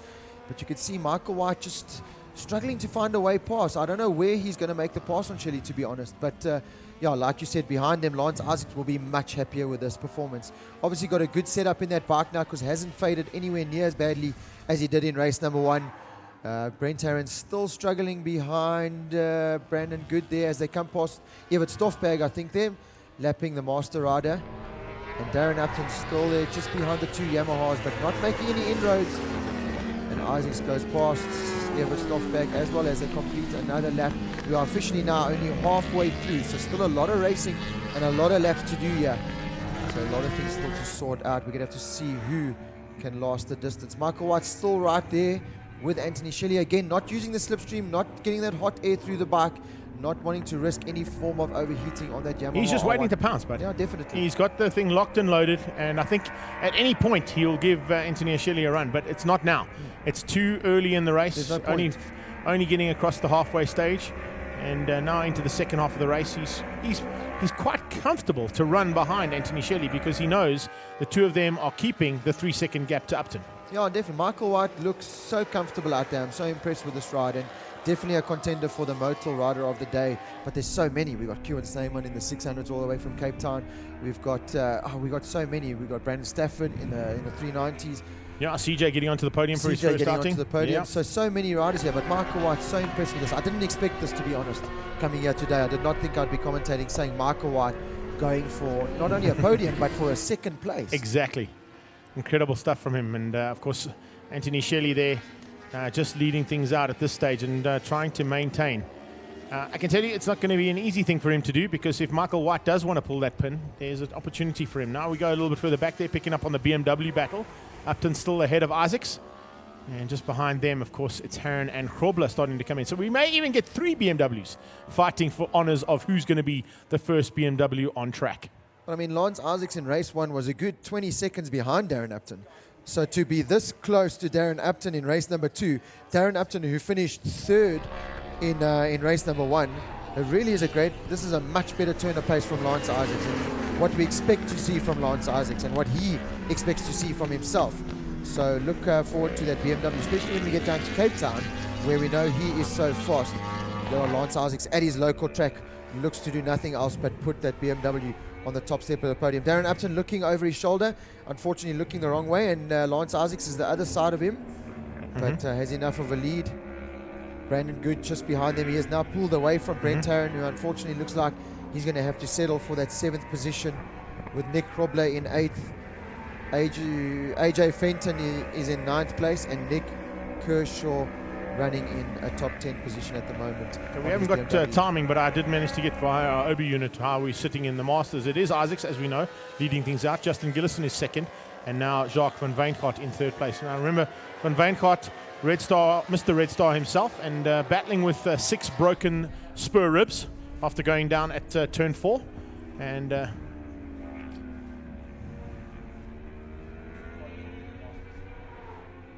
heading onto the back straighter. This is, yes, Purificati versus Gareth Laverick. So that's our regional riders going down the back straight as we catch up with the BMW riders. Darren Upton looks like he's lost a little bit of pace there now on Lance Isaacs. This is Purificati and the Laverick battle on track now, both on ZX10s, and Laverick, I think, leading or in 2nd place in the regional class. I think Van Asbjørn just a little bit further up on the road, but Purificati crashed out in race number 1. So great job here to not only fix the bike but be right on Laverick's tail. yeah, well, Damo actually is up ahead of these two, just to give you an indication, because he is in between Justin Gillison and Jacques van Wijngaard. So I think this is the battle for 2nd between Laverick and Ryan van Asbjørn. They could be just ahead, though. I'm not sure. As I said, with our timing monitor down right now, we're really battling to give you a full indication as to what's happening on track. We do know what's happening at the front end in terms of the top 10. And there you can see that is currently 4 and 5 heading through. And as I said, that it's swapped out. So Upton now up to 4th and Isaacs into 5th place. So an awesome effort there from the 2 BMW riders. Much better option from the 2 of them as well. Whatever they've done has worked. It's not quite on race winning pace, but certainly got what it takes to get to the front end of the battle. Well, definitely for Lance Isaacs, he was nowhere in race 1. You know, honestly, he was absolutely nowhere. This is a much better performance from Lance Isaacs, and so much confidence you could take from something like this, especially when you've had a terrible race 1, and then you come in race 2 and you put in a performance like this. Isaacs will take nothing but confidence from this. Take good setup going into Pekisa, then like I said earlier, take that setup to go to Cape Town his local race where they'll all be out. I know, turn one. Turn one will be. If you pass Lance Isaacs in turn one, you would be shot. You'll get lynched. Yeah. Exactly. Don't do that into Holes Hook, whatever you do. And if you pass the Red Baron through Malmesbury, the same thing applies. I've done that a couple of times in Cape Town. I beat Lance Isaacs. I woke up the next morning with a sore head because I've been roofied. No, and you have no idea where it comes from. You don't want to beat a Cape Town rider stay out of the way. Cape. Like you don't want to beat Rossi in Italy. Just don't do it. You don't want to beat Anthony Shelley at Red Star.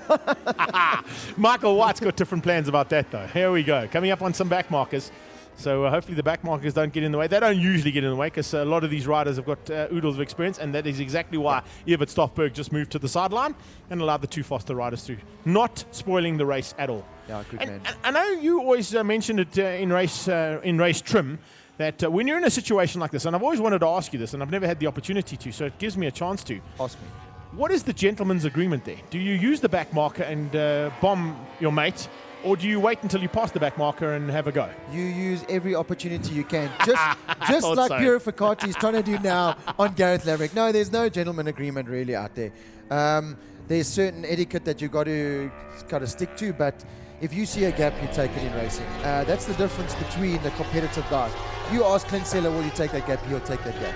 You ask Matty Scholz, will you take that gap? He will take that gap. And that is the competitive edge that you need. So yeah, I think, your friends off track. Sheridan's my best friend off track.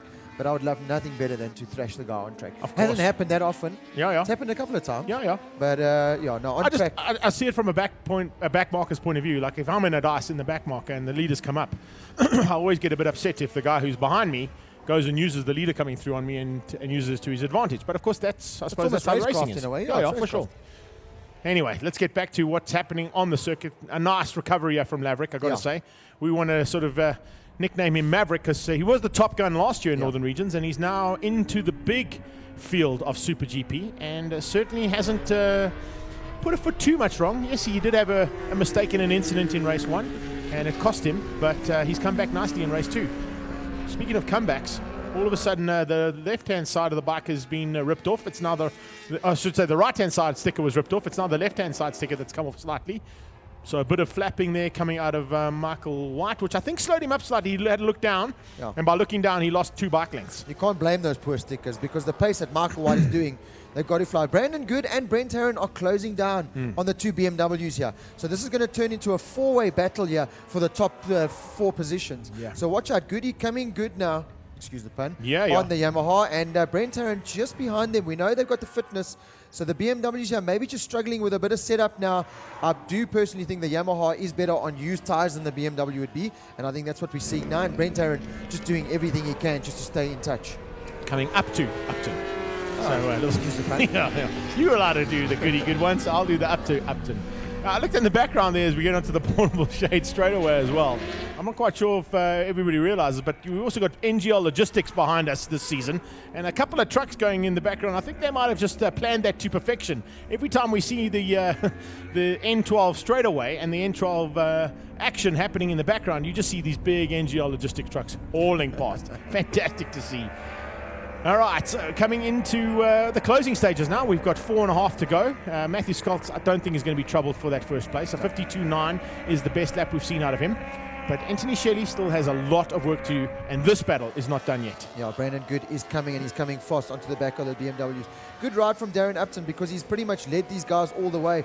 Not easy being the carrot in front of the donkey, leading the guys out.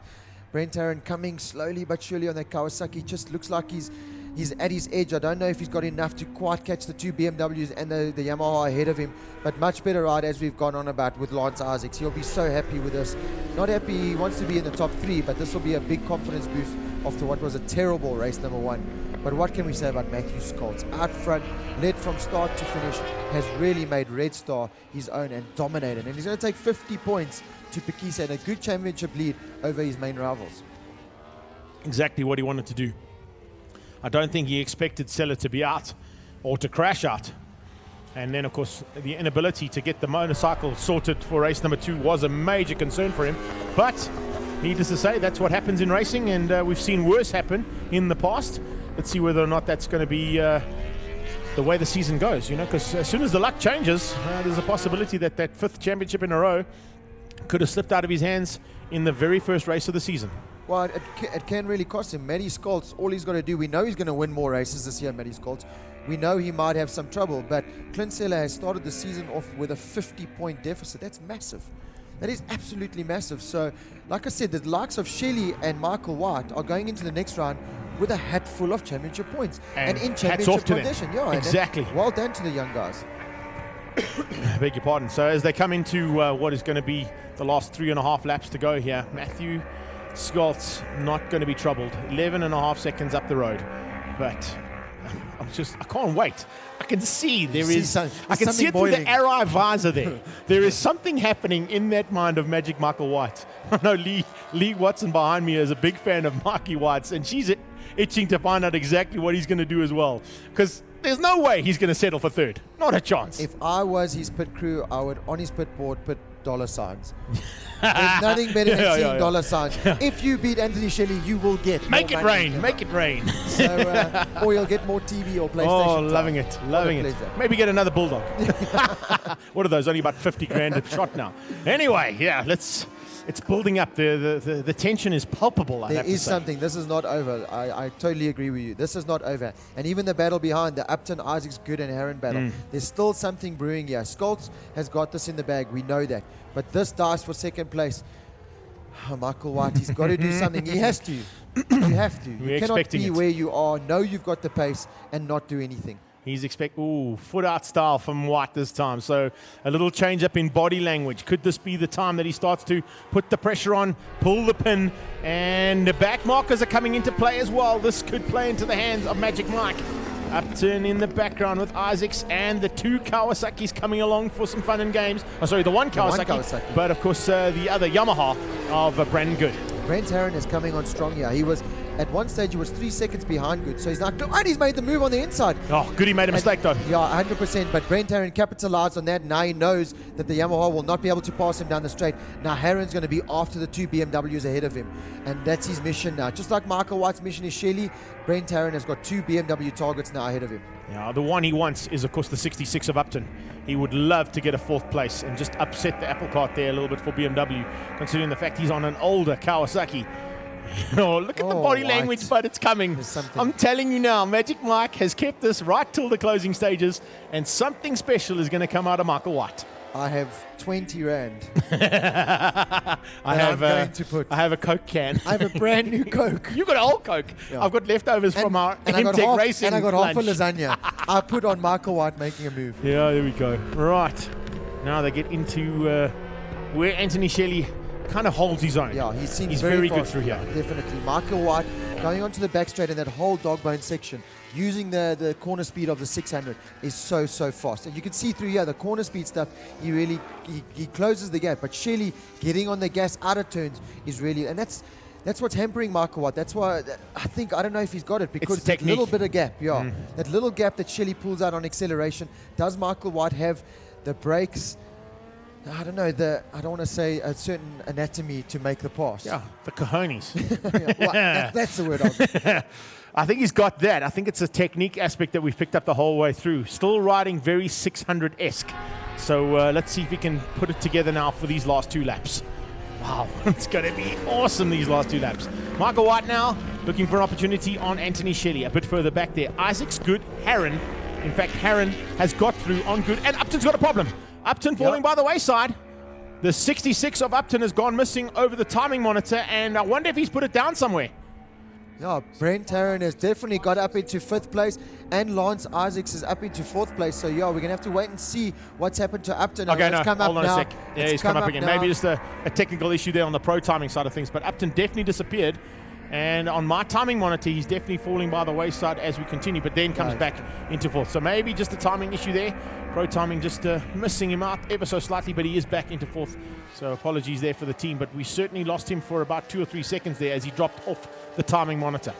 Pro timing just giving us some work to do, I think. Maybe they just think... Keeping us on the edge, just like these guys are going to have to do. 100%. Michael White, I'm not even in this race, and I'm sitting here and I'm grabbing I've got sweaty palms. Like I'm waiting to see what Michael White is going to do. It's going to be incredible. That's what I'm going to tell you.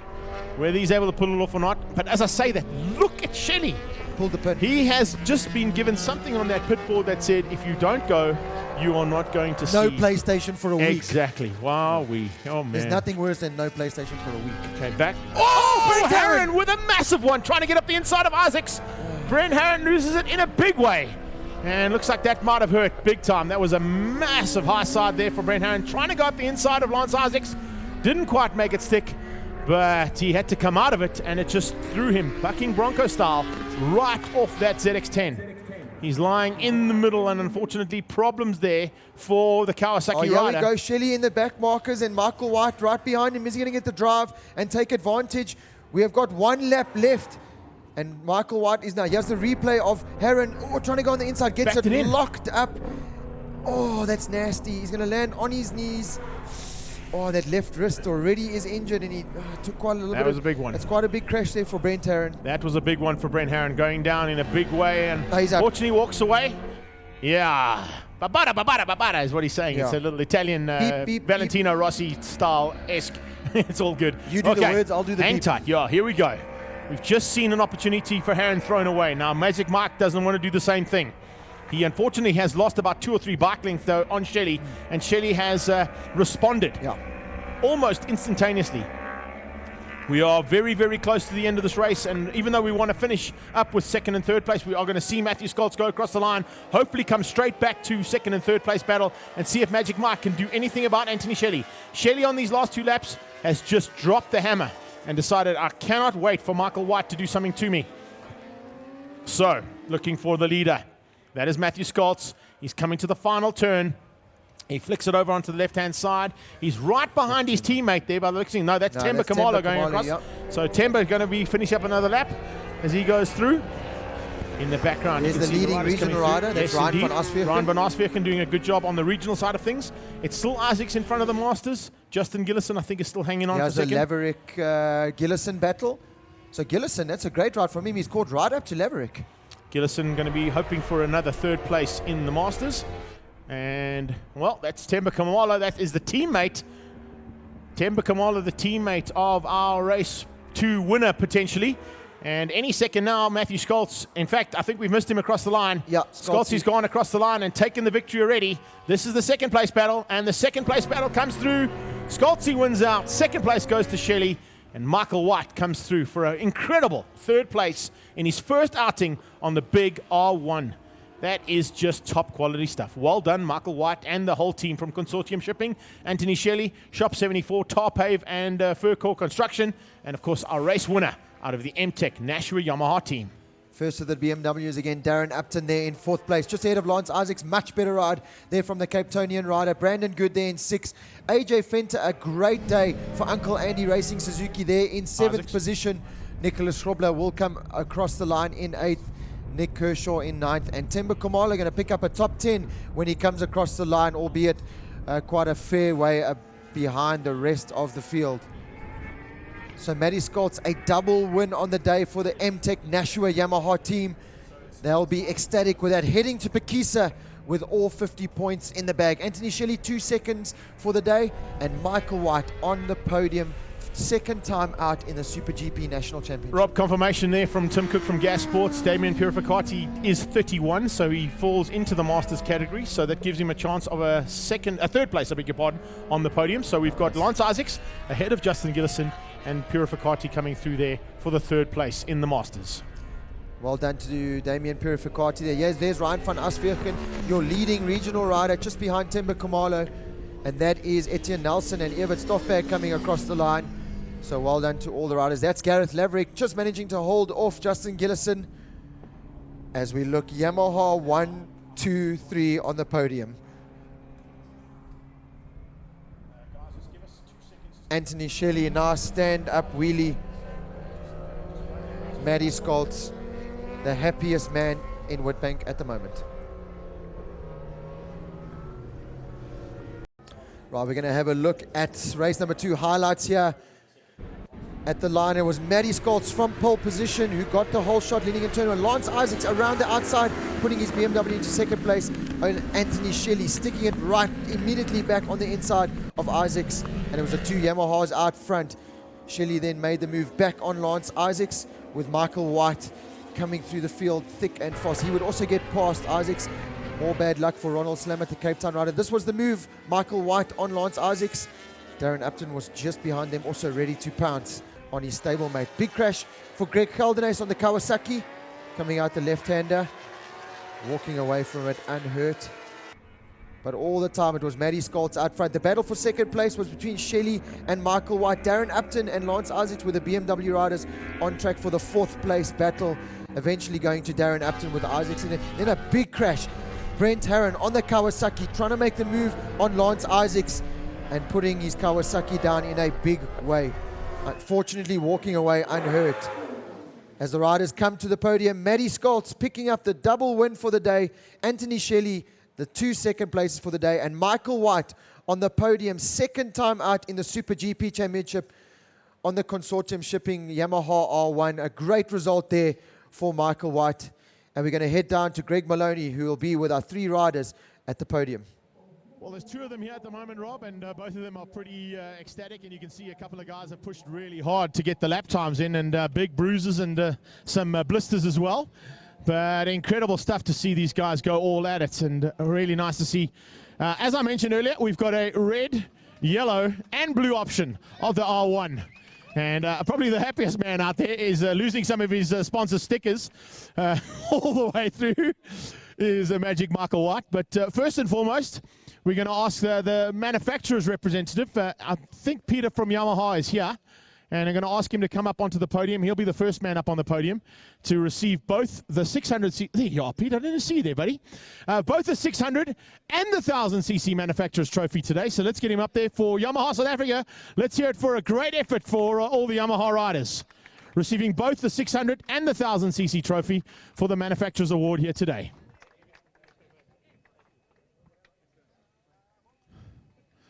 Thanks, Googs, for handing out the 600, and Wayne Riddell from Motorsport South Africa will hand out the 1000cc manufacturer, Super GP and Super 600, of course, those 2 classes. There you go.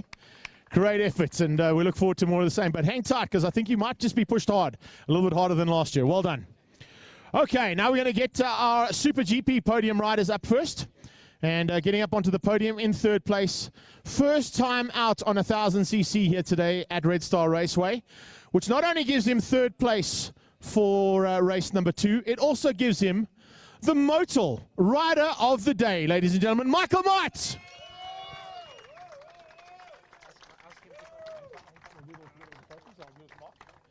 In 2nd place on the yellow option of the R1, that goes to Anthony Shelley. And 1st place on the blue MTech Racing Yamaha. Let's hear it for an incredible ride out of the Umhlanga Rocket, Matthew Scholz.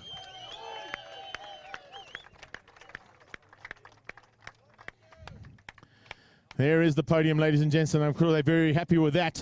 Is Mark Roach? Yes, he is. Hello, Kakalaka. He's here from Motul, and AMP is going to hand the Rider of the Day trophy, sponsored by Motul, to Michael White, Magic Mike.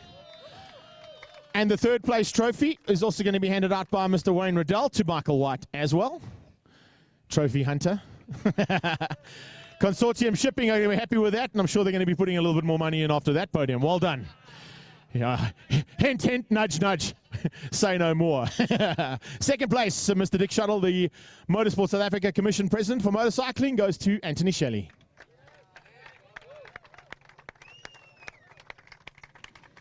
And once again at the top of the podium for MTech Nashua Yamaha, it's the Umhlanga Rocket handed by Mr. Adrian Scholz from Motorsport South Africa, the CEO, to Matthew Scholz. I'm just moving out of the way because we're about to get wet here. Rochi, I think you want to step behind the barrier, bud, for 2 seconds while they have a little bit of fun and games. Champagne!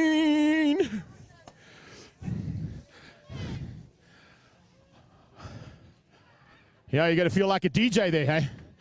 You got to feel like a DJ. Say, anybody for champagne? All right, a quick chat with our riders. And first and foremost, Magic Mike. Dude, you didn't expect the podium in your first time of asking an R1. To be honest, I didn't expect anything. Getting the bike ready for last week Sunday, riding it once, coming yesterday to practice and getting some problems with electronics. So basically I did about 30 laps. So I expected to be in the backfield just circulating, and I just gelled and big shout out to all the sponsors, Consortium Shipping, Aztec, Autocannon, my dad and Kareen. Thank you everyone for helping me. I really, really appreciate it. And Racetech Exhaust for helping me last night with a broken exhaust. Oh, well done, bud. Awesome job. We'll see you in Pakisa. Anthony Shelley, step on over here, big guy. Another incredible effort out there. But yes, it's a second place again. But you know what? Consistency in the championship has been always a key factor. Yeah, it's always been a key factor. We've seen it in the past few years. It was a great race now. At least I had a dice now with Michael White, who was the whole time with me. Matthew pulled away again. Well done to him.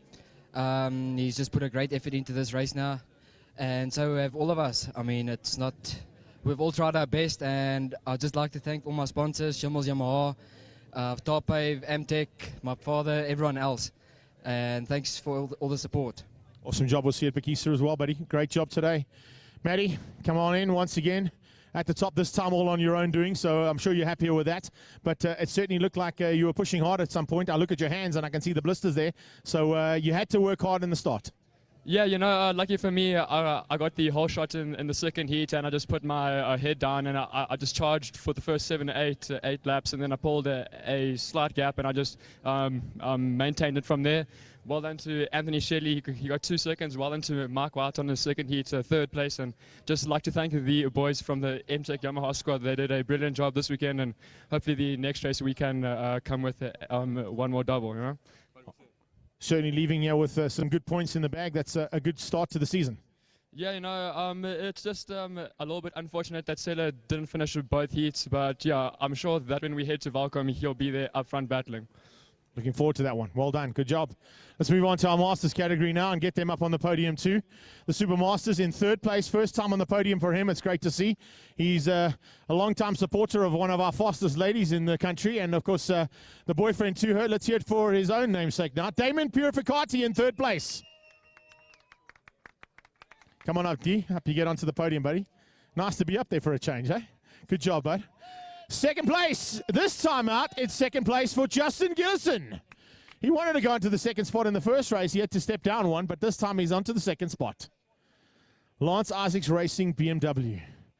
But he didn't quite beat the sponsor, hey? Or the stablemate. Because it's Lance Isaacs back on top. Sir Lancelot, first place in the Super Masters.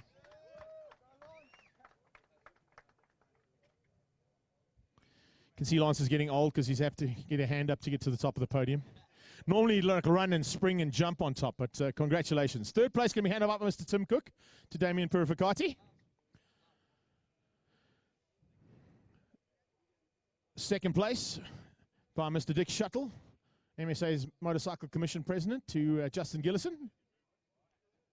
And first place from Mr. Wayne Riddell from Motorsport South Africa to Lance Isaacs. Yes, you're getting champagne, Justin. Justin's like, where's the DJ? I need some champagne. All right, boys, enjoy. Let's hear it for our Super Masters, ladies and gents. Champagne. Stay on the podium, though, for the champagne, please, so we can get the branding right.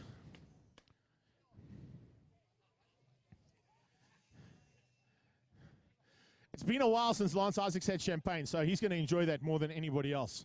We're going to get to the tin run too as soon as we had a quick chat with our riders. Damien, come on down here, buddy. Wipe that champagne out the eyes. Is going to be the best thing you've ever had in a long time, bud. How was that awesome dice there? You were right up there and certainly a lot better than race number 1. Well, firstly, thanks to Lance for stuffing my eye up with the champagne.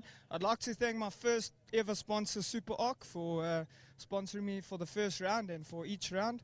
And yeah, thanks to everyone. And thanks to my lovely girlfriend for getting me into the sport. Thanks to her parents for all their support always. And thanks to my family. God bless everyone. Good job, buddy. Well done. And keep more of the same, please. I know you guys are having a little team chat. You wouldn't mind just talking to us for 2 seconds. That'll help us out, Justy, another great effort out there and one step better. Of course, by the time we get to Pakisa, we'd like you there. And I think he's going to be worried about that. No, I doubt it. I doubt it. No, but it's getting better and better all the time. I took a year off, so but it's really nice to be back. And it can only get better. Times are not quite there yet, but it's coming. It's coming slowly. We're looking forward to it. So good effort out there, and we'll see you at Pakisa. So thank you to the sponsors. Bell Helmets. Our team is just absolutely the best in the world. Dean and his dad. Thanks, guys. Thanks, everybody. Good job, Justin. Okay, you don't have to thank the sponsors because he did, so that's quite lacquer for a change, eh? But what did you do, Bat? Because there was a massive turnaround in the performance on that bike.